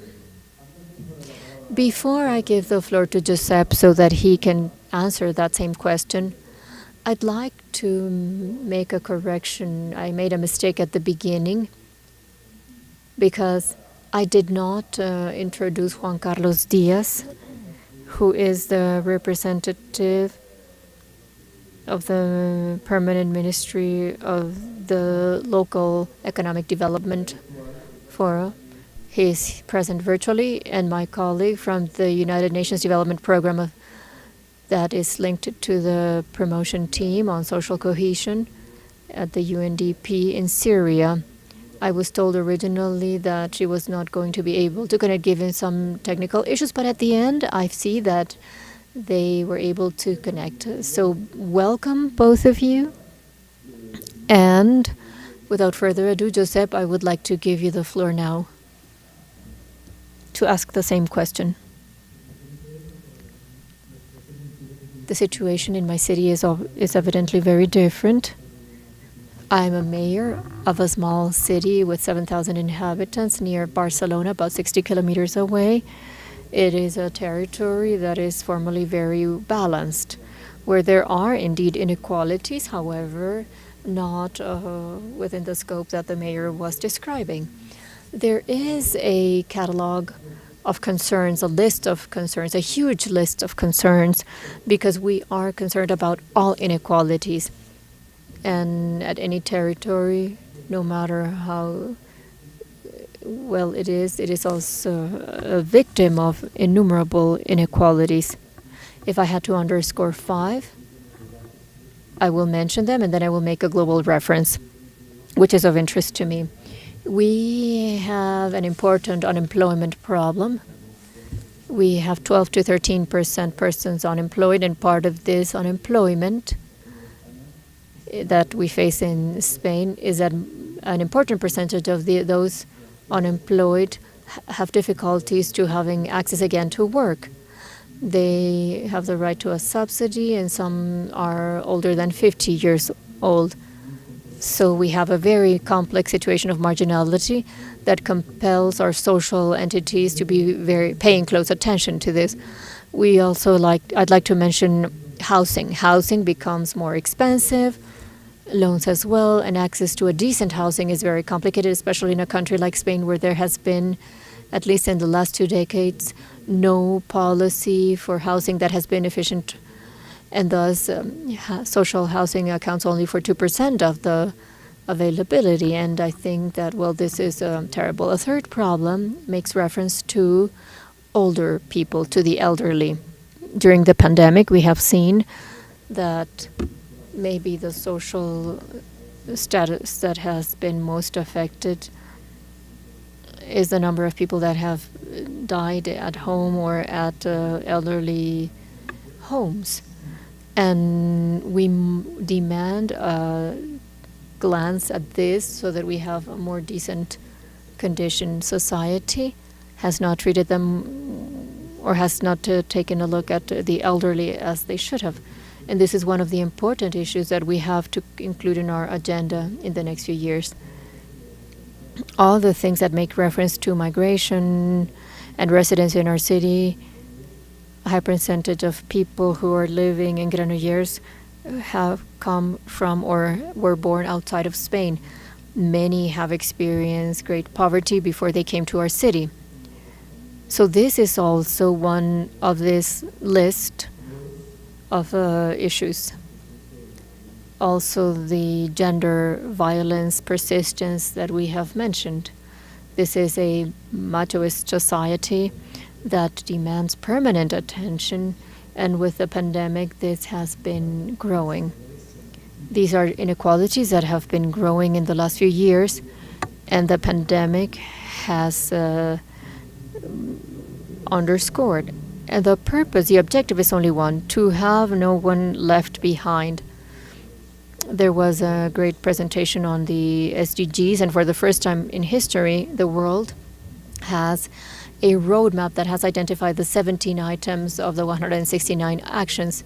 These SDGs are fundamental. This is the roadmap of the global world and of every city. And thus, experts have explained to us that it will only be possible for this motto, not leaving anyone behind, become an action, not only a motto. Whoever will be in charge of this will be local governments. And the only way for 70% of the 169 objectives to become or to have truly a space for transformation will be through local governments. This is how it will be done. It requires strong local government, strong governments that are inclusive, that are able to talk and to listen, to build based on dialogue, able to build strategies different from the ones that we have experienced so far, and that based on this willingness of not leaving anyone behind, to truly consider a factor of change in humanity. This is a challenge, and SDGs are not only related to us, they compel us to look for different ways of working at this space in order to make social progress based on a permanent dialogue. This is in order to govern in a different way and to be able to have as the single objective that will transform this utopia of not leaving anyone behind. Thank you. Thank you, Giuseppe. We see clearly how positions are harmonized, even though it might not be that clear. We have seen it thanks to what Clara has explained about the reality of such a specific municipality as Iztapalapa, with huge inequalities going through poverty at all levels or needs at all levels, poverty, inequalities, and also a lack of services as basic as water, health, or education. We have seen the contrast with a city like Granollers, where inequalities are of a different nature, where unemployment, housing, the presence of the elderly and of persons that have not been born in Spain, besides macho violence, and I think that this is cross-sectional. And we have been also able to see how both the mayor of Iztapalapa and the mayor of Granollers have recognized the relevance of strengthening the role and the institutionality of local governments. And now I would like to give the floor to Germán so that he can tell us a bit about their approach and their vision based on the experience at El Salvador. Good morning, everyone. How are you? I come from El Salvador, and I am representing Mayor Mario Moran from the capital city, San Salvador. Our capital city has about 1,349 communities that are around the commune or around the town, out of which, well, we are divided into 6 population districts. I represent one of the districts, district number 5, the most highly populated, with 349 communities around it that face issues that are not problems of nowadays, but they date back to a long time. I was in 2015 and until 2018 with the now president of the country, Mr. Bukele, and for 3 years we were not in that process, but now again I am back. Why do I talk about the process of 2015 to 2017? Now, talking about inequalities, the capital is experiencing several problems that affect all the population. We have around 1 million people in small areas, so we have overpopulation. The first time we were in the municipality, because I'm now with Mayor Duran, for the second time, we saw the inequalities. And for example, we didn't have a downtown or a historical center in the city. Do you know? Well, I see Mexico. Every time I come, I see something beautiful with problems as with any other country, but that didn't happen in my country, and that was something to dignify the inhabitants of the capital, because we didn't have anything to feel proud of. With that first coordinated effort, there were many things that wanted to stop it. The former mayor said, how are we going to put this floor to this park, Granite Park? Well, this is what we've been experiencing so far, because all the differences, either due to social violence, because it is a country, as you know, due to documentaries, there's a lot of social violence in our city. We have gender violence, all types of violence, but this has the one that has marked the history of our country. We also had an armed conflict. There was post-war, and this grew, taking us to this moment. Now we are in coordination with the central government. They help us and support us. We have access, maybe not access to basic things. In some places, I go around my territory, and it's not hard for me to talk to the people, because I think that's necessary as well, to know the type of inequalities that we have in our territory. So we have to think that we are not going to obtain a transformation overnight, but they have to be built. Some citizens, their rights have not been respected, but how are we going to support them as officials? In the case of mayors, district mayors, everything we are doing, those of us in this public sphere must support processes. We have the obligation to support these transformations. I see my colleagues, and they say, yes, we have to support you. Population needs it. And also the mayor of Mexico City highlighted this very well. These are processes. For example, let's start dignifying their spaces. Anyone can say, just 1 minute, okay. Anyone can say, it's trivial. That comes from the administration of a municipality, but we have to pay attention to those small things that can dignify the population. Thank you very much.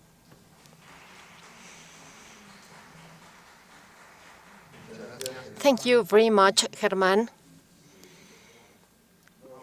We have new problems and realities overlapping, like overpopulation, lack of symbols that unite the population in the urban space, and a significant difference is that it's a city in a country that just left an armed conflict behind. So it's everything the same. The need of strong local governments, sound institutions, and with trained citizens, as well as trained officers to face these specific realities. Now I'm going to give the floor to Renata Braga from Sao Paulo. Let's see what she can share with us. Renata, you have the floor. Thank you very much. It is a pleasure to be with you.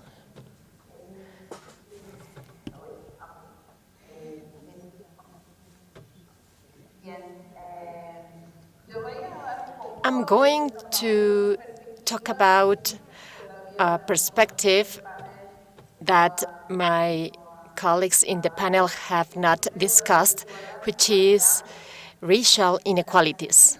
In Brazil, this is a structural issue, but I think not only Brazil, but throughout Latin America, we need to have this racial perspective as a structure. Racist violence is very spread. We have George Floyd last year in the United States, but data of racial violence in Brazil are very significant. This year, it was 20 years of the World Conference Against Racism of the United Nations that took place in Durban in 2001. So it is very important, and I agree with Clara about the importance of having few strong municipalities, especially in Brazil. We are going through a political and economic crisis, so having policies from municipalities is very important. In Brazil today, we have 56% of the population that is Afro-descendant. In the municipality of Sao Paulo, it's 37%. But even though the Afro-descendant population is the majority of the population, they have the worst socioeconomic indicators. And I can talk about education, health, work. After the pandemic, the indicators of access, for example, to education and cell phones with internet connection, you can see the indicators. The Afro-descendant population is the one with the worst data of access to connection to the internet via smartphones. That makes a lot of difference when education is done online or through video conferences, like it has been for 1 year or 1 year and a half. Today, houses in Brazil with heads who are Afro-descendants, their average income per capita is 4 times lower than families led by non-Afro-descendants. We also have huge inequality in terms of education, the access to education, and also higher education. So I like to say that even though we had a significant change between 2000 and 2010 due to inclusion policies like affirmative actions in higher education, we still have a large gap. Many young people have dropped out schools after the pandemic. So from the municipality of Sao Paulo, we're very concerned with this and trying to have cross-sectional policies in education, health, culture, work, entrepreneurship. 2 or 3 months ago, we launched the policy to fight structural racism, to have this dialogue, not only internally at the municipality with our secretaries, but also share good practices with other cities in the region. We are planning a postgraduate course for professors because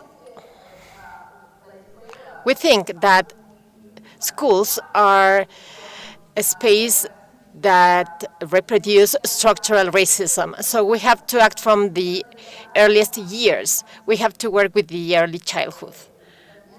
And also identify the reproduction of racism in schools, in their contacts, in their materials, in their spaces. So we are building this postgrad course for all professors of the network. We have a law since 2003 that sets teaching culture, Afro-descendant and Brazilian history and culture in all schools in Brazil. This is mandatory, but unhappily this law has not been enforced very well. So, Renata, you have 1 minute left. In this framework of the Sao Paulo project to fight racism, we're trying to communicate with the entire society. We are going to organize an international exhibition of the Black awareness in November. I take the opportunity to invite you all and also to mention, and I'm going to finish with this, that we are building a declaration to fight structural racism, and we invite all the cities in the region to sign this declaration and pledge with public policies to promote racial equality in order to have an inclusive development. Thank you very much.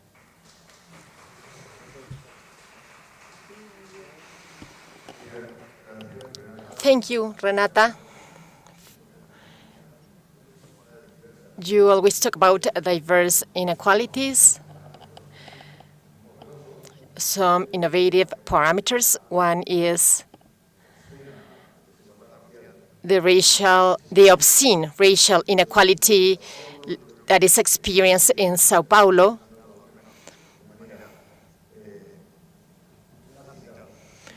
This has been mentioned in her initial introduction when we talked about ethnic inequalities, but also Josep talked about people who were not born in Spain in his municipality. I'm sure that they suffer specific and remarkable inequalities. So this is a key component.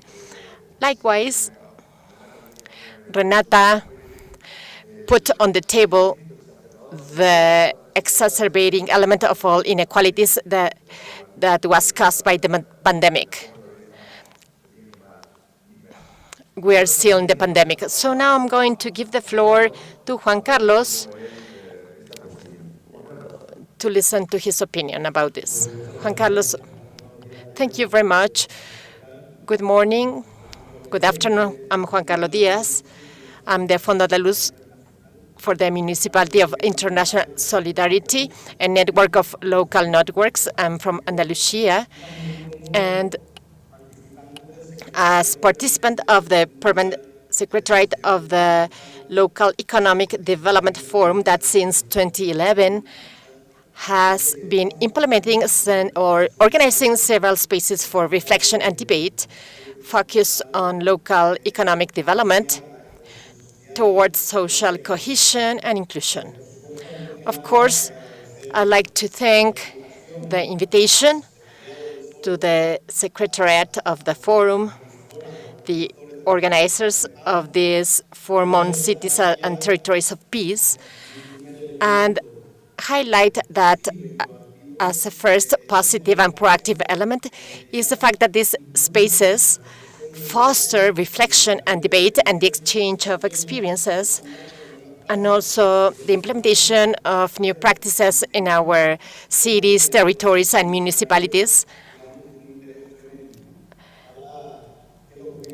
So local governments from the cities may also reach a more prevailing role and more solidarity with the most vulnerable groups. Now, my perspective is not that of a citizen or a specific environment, but rather a government network and a network of institutions like the United Nations, UCLG, or the FAUNCI that support the World Forum, and also contribute with some reflections on how, from the cities, we generate inequality, but also we can support mechanisms that guarantee more equality. I'm going to mention some comments from the last event that took place in May in the city of Cordoba, Argentina. That was the 5th edition of the Local Economic Development Forum. I'd like to mention 3 approaches. Number 1, in this first round, to keep up with my time, maybe the other 2 approaches will be mentioned in my second intervention.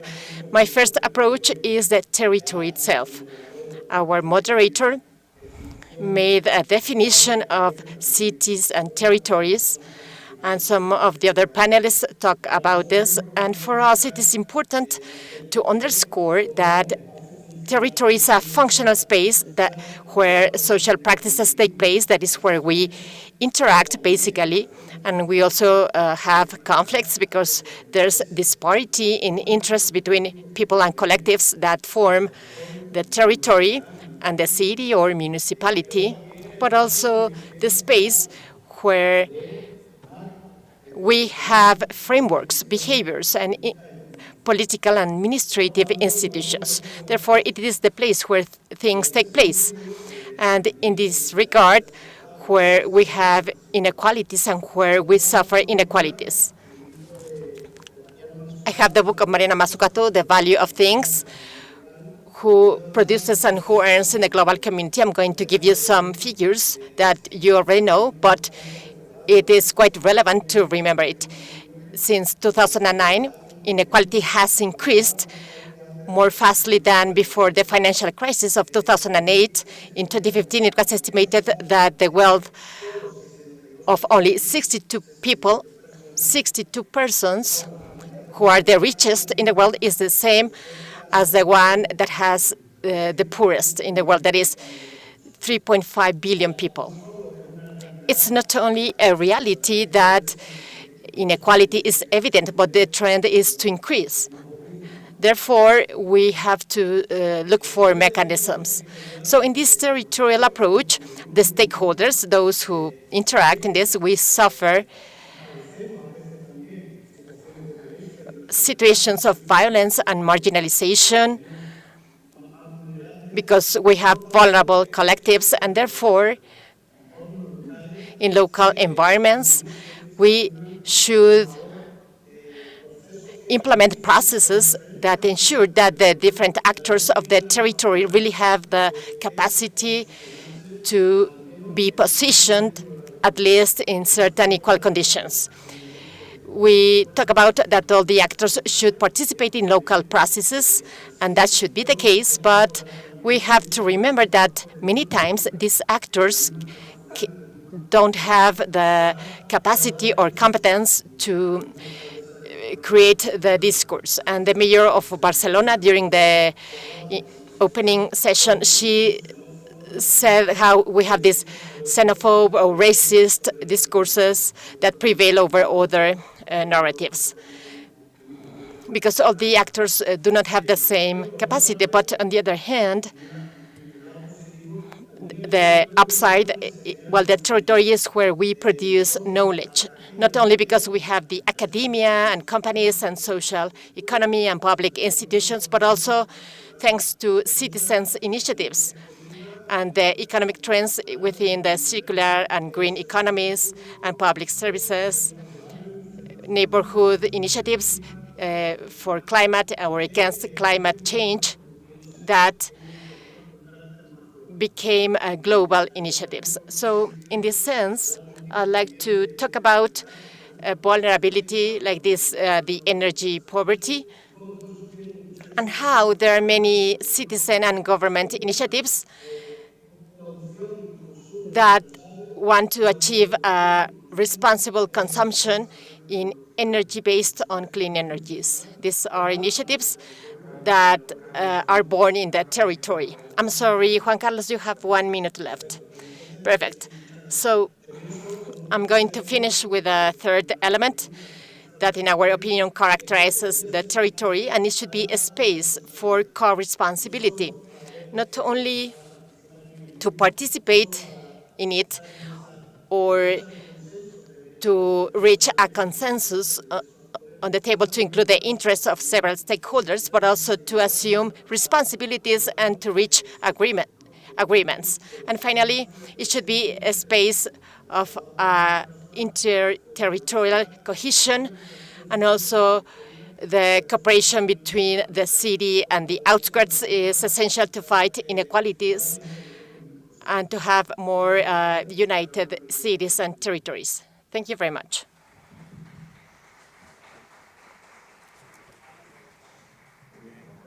Very well, Juan Carlos. You've given us a new dimension from a broader and territorial approach that talks about the need of training the stakeholders, position them in equality spaces, but also he talked about an element of optimism by proposing more and better local initiatives that produce knowledge. And finally, he talked about co-responsibility and cohesion between government and citizens in the local realm. So finally, I'm going to give the floor to my colleague, Hala Rizk. He will talk from Syria. Hala, you have the floor.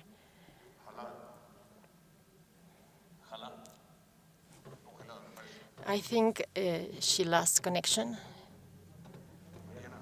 Mariana, shall I go to the second question?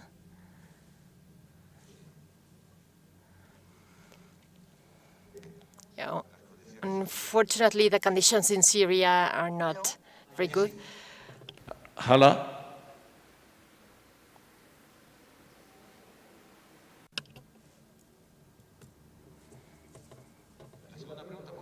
The second question. We're going to continue with the second question. It comes from the first question, and since we've put on the table the problems,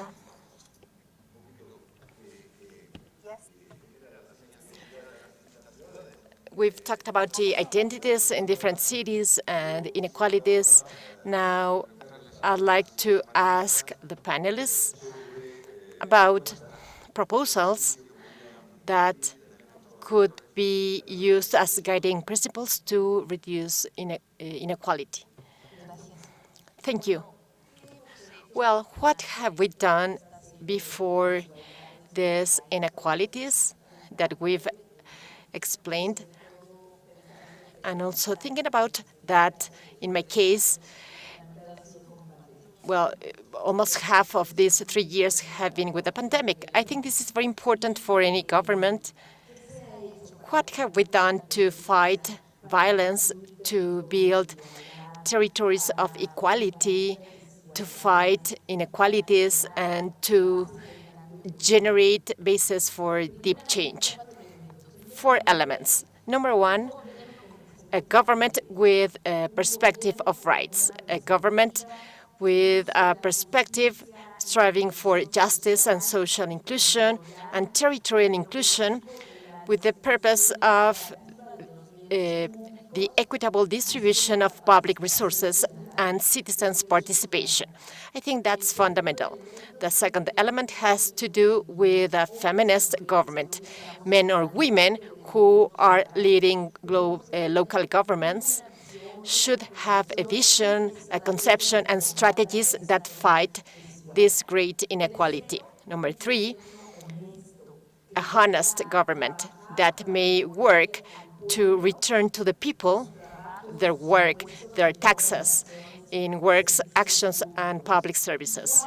And number four, in my case, I can say that clearly, the interinstitutional coordination of the three branches of government.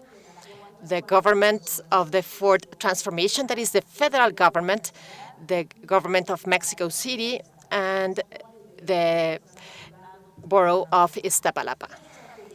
What are the strategies? Well, firstly, we foster the construction of peace and security as the main strategy in all the actions that we have as a government.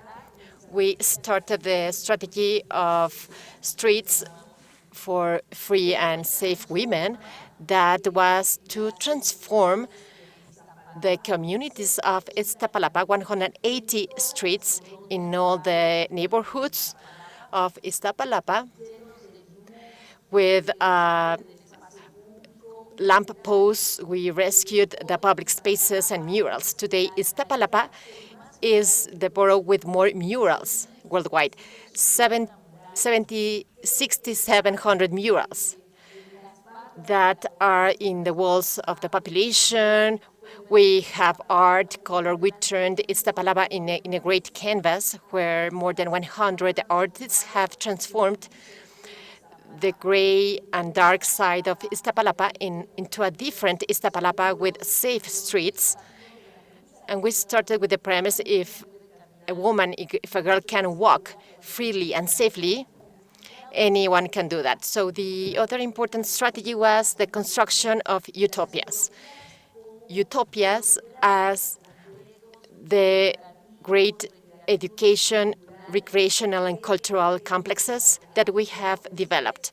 I want to tell you that our borough is the one that has invested the most in public works over the years in Iztapalapa, and we transformed 1.5 million square meters in 3 years in public inclusive spaces like utopias.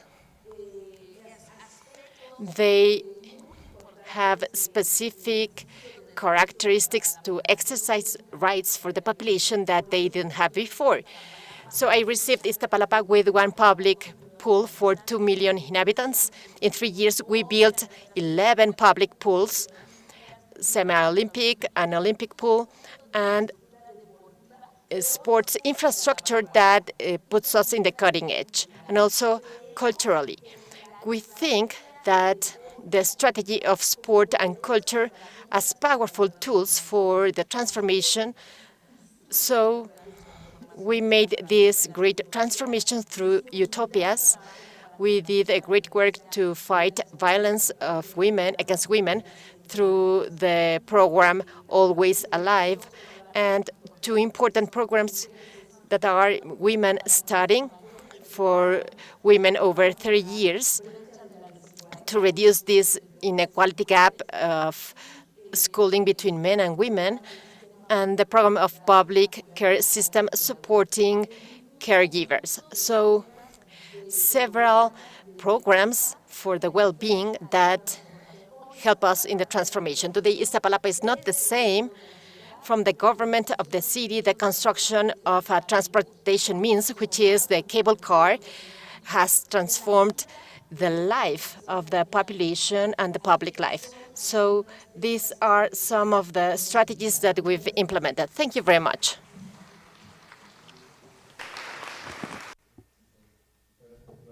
Thank you so much, Clara. We are not doing well with time, But I think that the organizers will be a bit indulgent with us, taking into account that during the inauguration they took a bit more time. So if we go past 10 to 15 minutes, it will be no problem, because I believe that the wealth of what is being generated at this panel is very important. Thank you, Clara. I believe that the 4 elements that you have suggested are very valuable. Of course, I would underscore the democratizing element in terms of the policy of solutions to these inequalities that you have mentioned and presented before. I mean to say the essential event of voting every certain time, but as citizens there are multiple rights that are created based on municipal policies. Giuseppe? Yes, now very quickly, so that you will take out the card. 5 key ideas that are part of our municipal program that considers this strategy. Number 1, we need to build a kind city, a city that takes care of people, a city where people will feel safe, a city where people feel their own, cities that are caring, cities that have been thought for citizens and that have been thought for citizens or with citizens. Speaking of the elderly, in my city during the pandemic, we called by phone all of the persons older than 65 years old that live in the city. This was a way to explain that we are making progress with them all, and we're trying to identify problems. So a city that is caring, that takes care of people, that is safe, a city where people feel that to which people identify themselves, that people feel their own even though they have been there for only 15 days. Second idea, to eliminate barriers. We need to eliminate the barriers in our cities, in my own city. So we have to identify what those barriers are. For example, a difficulty to have access to the leisure time after school, for instance, to theater, to games, to find parking spots, and to see a way to break away with these barriers. So there can be language or cultural and physical barriers.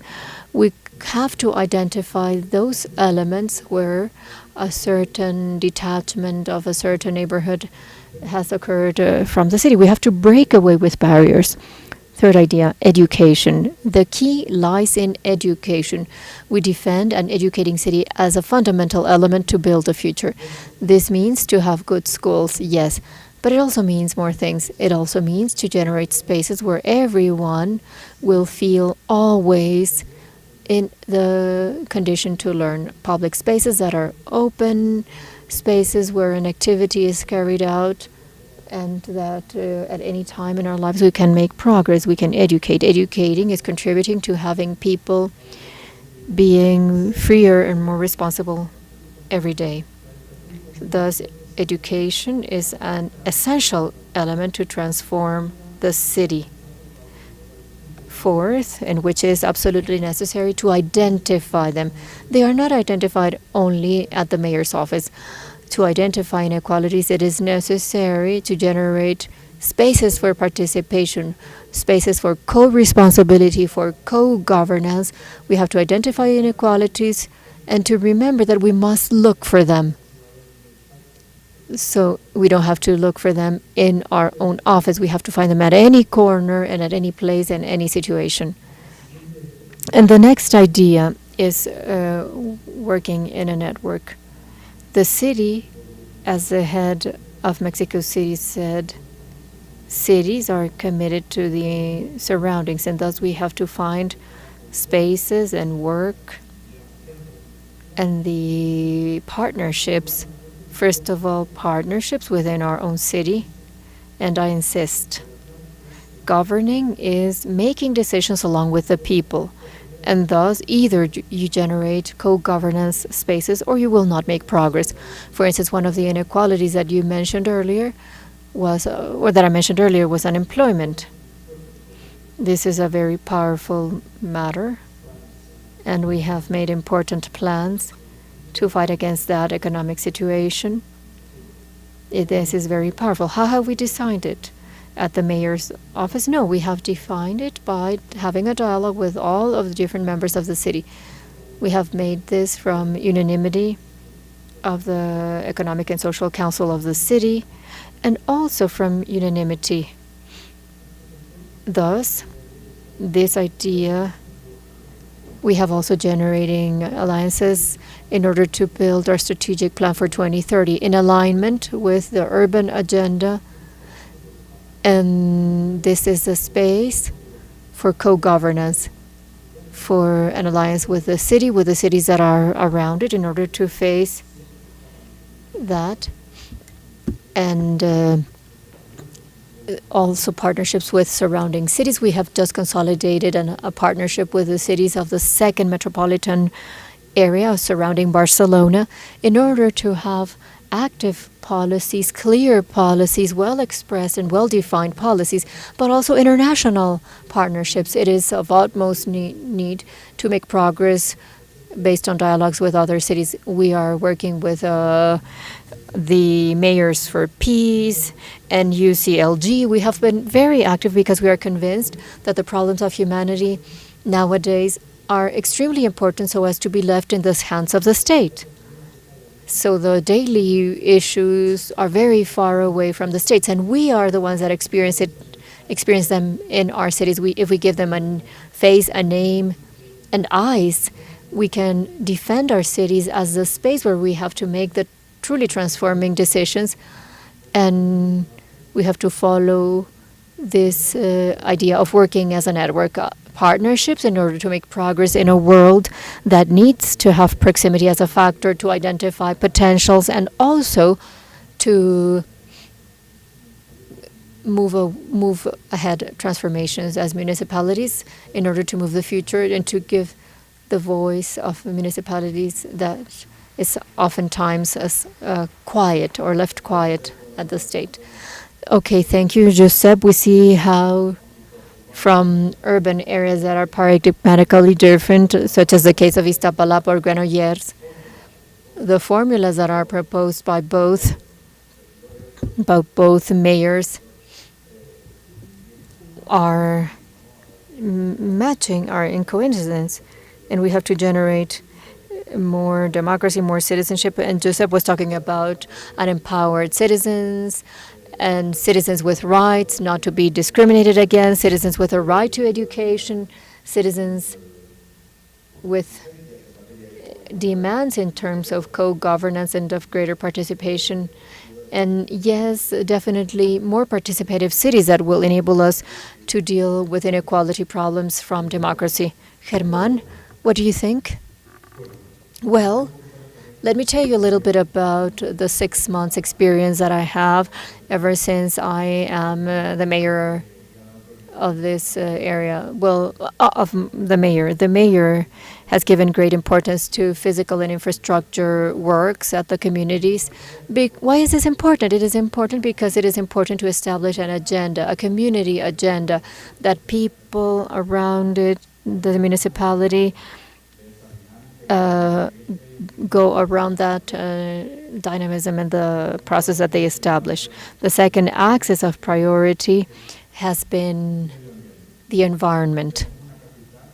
We have a capital city with a severe and intensive environmental problem where solid waste, well, we have fleets of up to 100 trucks that pick up waste, but that is not enough. The mayor, thus, with his leadership, has promoted that communities will start to talk about these matters, that people start to say, all right, if I have a waste problem and I express it in the social media and I write it in letters and in requests so that this waste is picked up, well, we have to look at that and we have to start to be aware of the duty that we have to be paying attention to those problems. And this is something that during this administration we want to consider as very important, just like other things that are related to the community and that we have to give to the people, because we also have the municipal rates, and the environment is also something that has always been left on the side. We also have another system of modern territories. We have the case of 2 territories that have been classified as violent places, where we have found the presence of gangs and also of clandestine groups. So those communities are symbol communities. The capital city has many more communities that are facing that same situation. And these types of things that are not done well by people. We have a community that has been for over 7 years, let's say, affected. They have an area where youth can prepare a cultural and a sports agenda.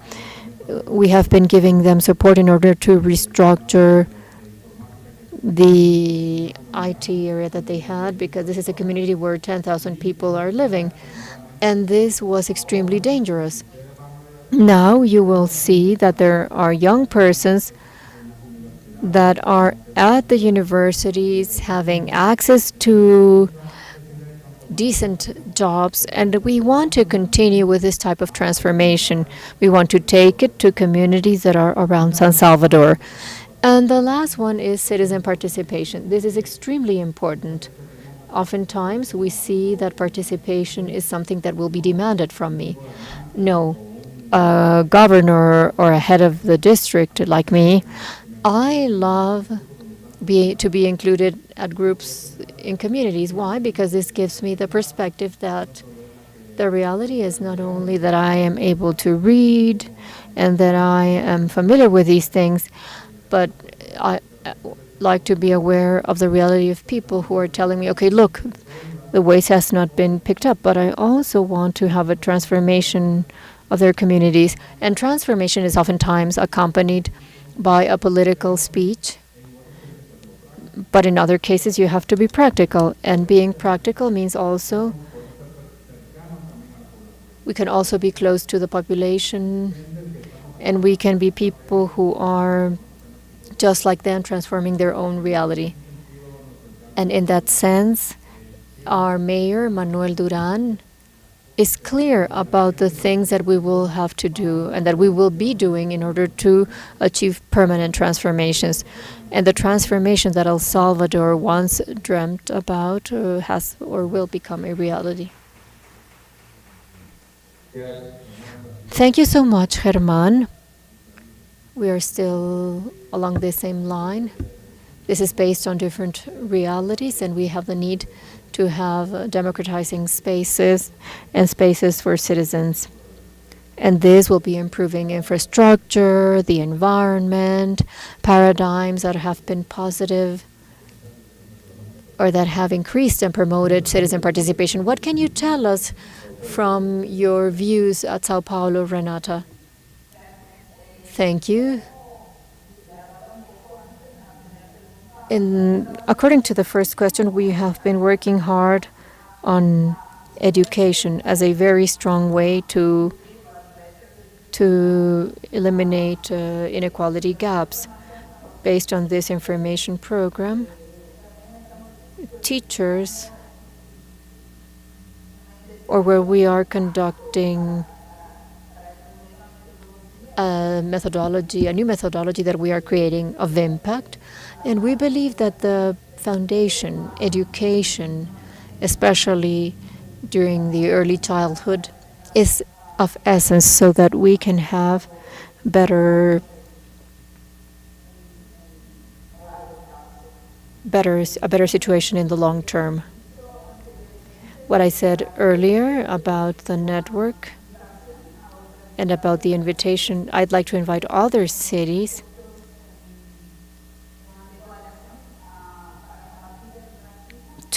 I invite others to fight racism. It is a matter of having good practices and of promoting agendas and exchanging experiences. And this will help us have more effective public policies also. The other work agendas based on violence are also very important. But I would like to talk a little bit more about the importance of having disaggregated data for the design and implementation of public policies that are more decisive. We now, along with Ciudades, we have a project that includes Buenos Aires, Interoy, La Paz, Sao Paulo, of course, in order to disaggregate data for socioeconomic data based on race, ethnicity, gender, territory. And we want to having this data is fundamental so that we can identify the gaps and so that we can think about policies in order to correct them and also to monitor the impact of policies. This is very important, and data regarding the impact of the pandemic on the population and how we are able to identify where the pandemic has had a greater impact or what are the main challenges for inclusion in education or in work markets or labor markets. If we do not have those municipal data of access to public equipment and of access to public policies, then we are not able to think about ways to correct those gaps. And I think that this is more or less what I wanted to say. Thank you so much. Renata?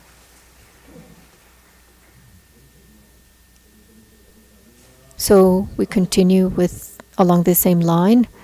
You have also underscored two aspects. One, education. Clara has already talked about it. And also Giuseppe, and also access to information based on access to experiences or exchange of experiences between cities. This is more or less the purpose of this dialogue. And finally, I would like to give the floor to Juan Carlos. Juan Carlos? Yes, thank you.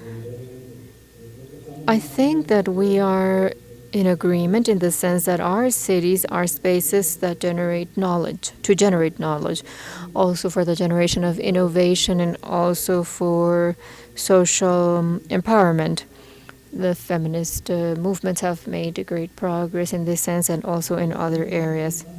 These are also spaces that can generate social value and economic value, and where local governments and their public services play a fundamental role as guarantors of access to health, access to water, to education, to employment, as has been mentioned earlier.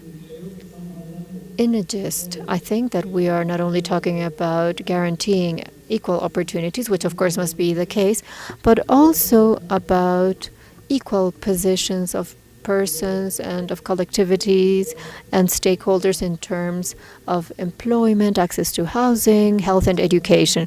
This generation of value that emerges from territories has a dual scope, economic and also political and institutional.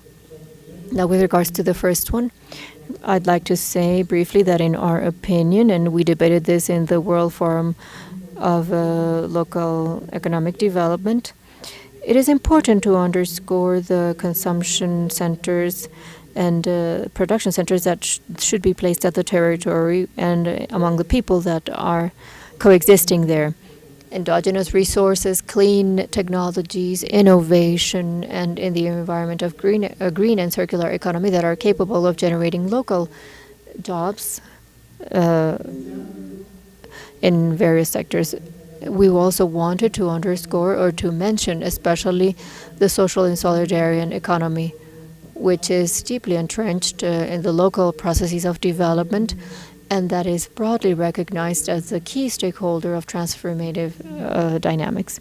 Many local governments are establishing partnerships and supporting a solidarity economy as a new way to proceed. The pandemic has made this evident.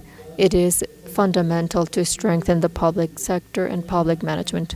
It guarantees basic services, and an important element that is not always on the table and is not always mentioned, and that I think is fundamental, is to establish financing mechanisms and social funding mechanisms promoted by institutional bodies, public, private, international, that will adapt to entrepreneurial initiatives and that will enable us to take capital to small companies, to entrepreneurs that would otherwise not have access to funding. I think that this, at the local level, can be very important. It is very important to implement these financial instruments. And finally, in the economic arena, we have talked about the importance of participatory planning and having systems that will promote local development. And finally, 2 or 3 comments about the political institutional approach. One mentioned by Ana Colau, she mentioned it in her presentation, local governments request more capacities for intervention, the decentralization processes, and for the acquisition of competencies by local governments. This is the general demand they have, because the mayor of Granollers and others have said that things happen at municipalities, and the first response before education, health, housing, racism is usually at the towns. This is why it is important to increase their competencies, their political competencies, and also their political and institutional strengthening, and also partnerships. I can only underscore the relevance of these type of partnerships, especially on the one hand, in order to be able to exert a more political, like at UCLG, they have participated in this process, and this has materialized in other areas, such as the Pact of Mayors, men and women, in terms of migration policies or in terms of sustainability. They have given evidence. And we have also democratic representatives that have been elected democratically to have a greater participation, a greater ability to have an incidence. And we also have multi-level partnerships with entities and multilateral entities, and also city to city. These are fundamental processes for learning. And I would close by mentioning an environment which is the Forum of Cities of Peace, mentioning that all the persons that have not spoken, when I was very small, I heard that peace was not the absence of violence, but the practice of justice. And this justice, in my opinion, goes through guaranteeing the first right all persons have. This is the right to have rights. And this is by guaranteeing, and this is based on the political life and also on the political life of our cities. So we should all work together for the right to all of the right of all of us to have rights. Thank you. Thank you so much, Juan Carlos. And you have expressed a broader dimension of solutions through public policies in order to, both in the environmental, political, institutional side, without losing sight of the main role that localities play, and also the need to expand arenas for democratization based on justice and of rights. I have been informed that we are about to close. The organization has told me that they will be giving us a video message. Please.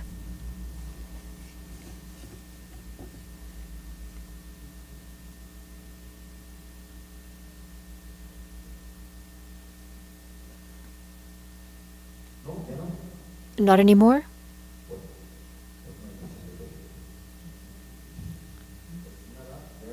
Oh, no video message. So without further ado, I will now close this dialogue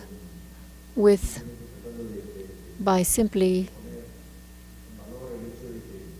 giving value to the fact that we have listened to different experiences from urban areas and very different territories.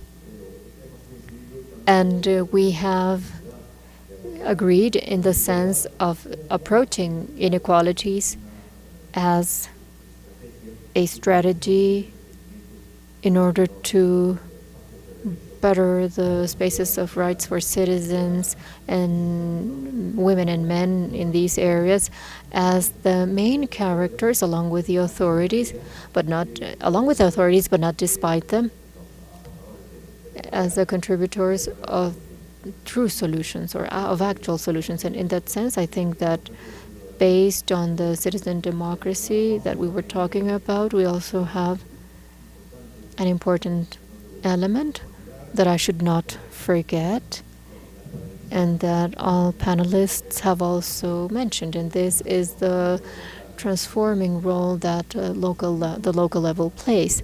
And I'd like to invite you to visit our website, the Mexico UNDP website, to read the report that we presented about a year or a year and a half ago, where we are transforming Mexico from the local level.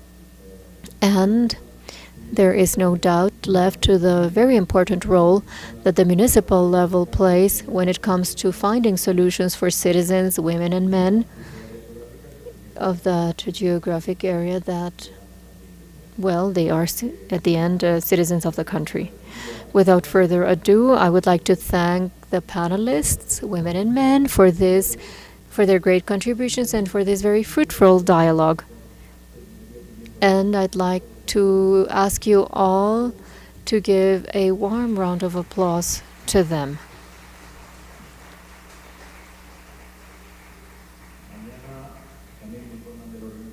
I am also informed by the organization that at 9 tomorrow we will start with a second dialogue, and that it will be a debate on cities and territories that are hospitable. So we will see you tomorrow. Thank you.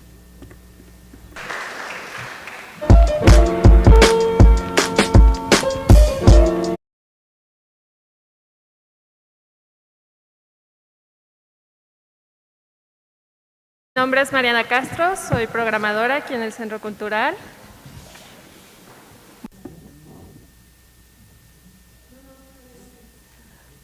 Please, while you take the picture, we are going to now we will be opening an exhibit outside of this room. Thank you very much for joining us, and I'd like also to invite you to visit the Cultural Center. If you need any guided visit, you can ask our guides. They are dressed in black, or you can talk to any of us members of staff. Thank you so much.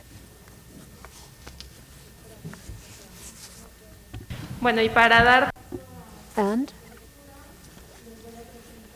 to open this, I'm going to introduce the persons that have joined us today, and we will be listening to a short message from them. We have, first of all, Mariana Flores Mariel. She is the Executive Director of Institutional Representation, General Coordination of Advisors on International Affairs in Mexico City. Thank you so much. We want to take some minutes away from you because we believe that David, the director of the center,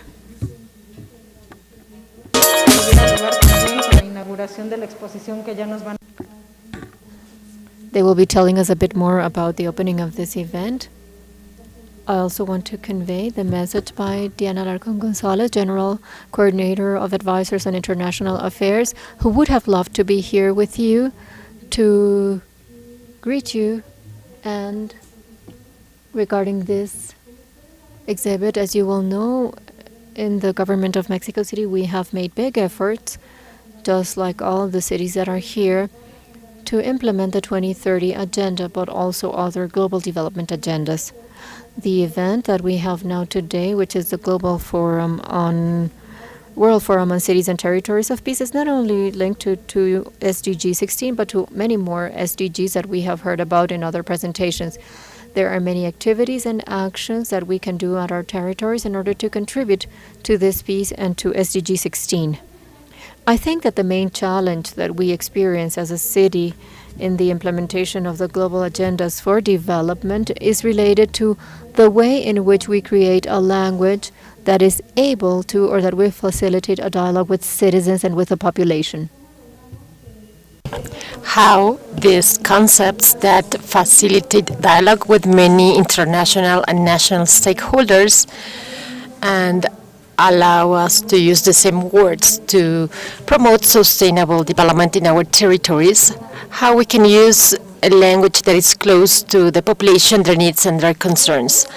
And this is what this exhibition represents. We invite you to see it, and I think you've already seen it. You can see how we use different forms of expression and languages to approach people and to understand that we all have something to contribute to the generation of sustainability in our territories. And the phrase we use a lot in this form, there's no peace without sustainable development, and there's no sustainable development without peace. So we would like to thank the Cultural Center for opening their doors to us, and they also organized this beautiful exhibition, and we are part of these dialogues to actually be committed stakeholders with this process in Mexico City. So thank you very much.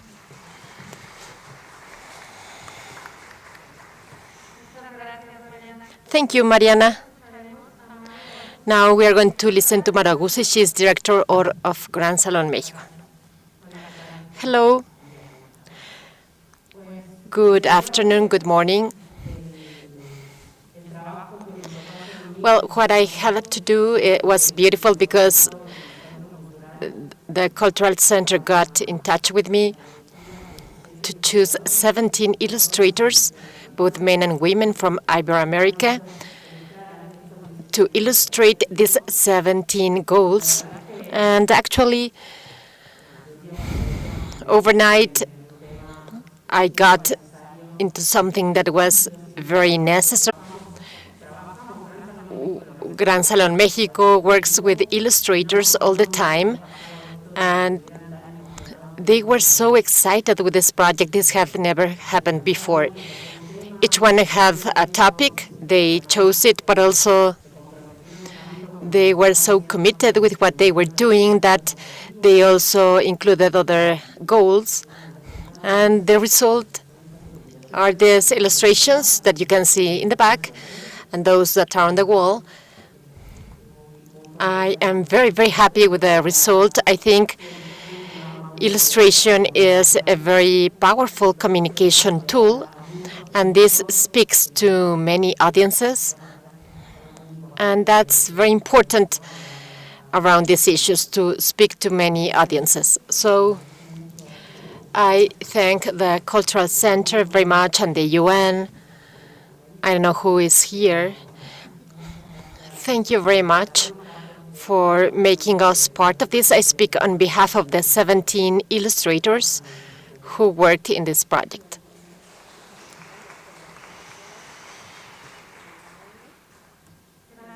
Thank you, Maru. Now we are going to listen to Guzmán Palacios Fernández, Director of Cultural and Scientific Relations of the Spanish International Cooperation Agency for Development. Thank you very much. Good morning, good afternoon. If you allow me, and paraphrasing President Kennedy, just another Chilango. It has been a pleasure to be back in Mexico 3 years later. And I'm very pleased to open this exhibition, No One is Left Behind. I'm also very pleased that it is hosted here in this house of Spanish Cooperation. I want to thank the cultural advisor and his team for this opportunity. As you know, the government of Spain and the Spanish International Cooperation Agency for Development were pioneers to link culture and development. This is a sign of identity, the way we work. we understand without culture there's no development, and without development there's no culture. And these illustrations are a good example of what our objective is. The SDGs are a reference. These are goals that governments, the private sector, and the civil society have set to have a more prosperous and better world respecting our environment. This is a close goal, even though 2030 seems to be very far away, but it's just around the corner. And if we all start, governments, people, cities, all of you, to work on this regard. And I'm very happy to see that the illustrators are from Iberoamerica. It is an honor to have you here, not only from Mexico, but also from Spain, also from Venezuela, Argentina, in this cultural space that we cherish, that is Iberoamerica. So I would also like to thank to be back to meet in person. The pandemic was especially complex for all of us, but especially for the cultural sector. And the fact of being here and produce these complicities, to see, touch each other is a pleasure. Without further ado, I invite you to visit the exhibition. It opens today, and I thank you again for your time and for being with us in Centro Cultural de España en México. Thank you very much.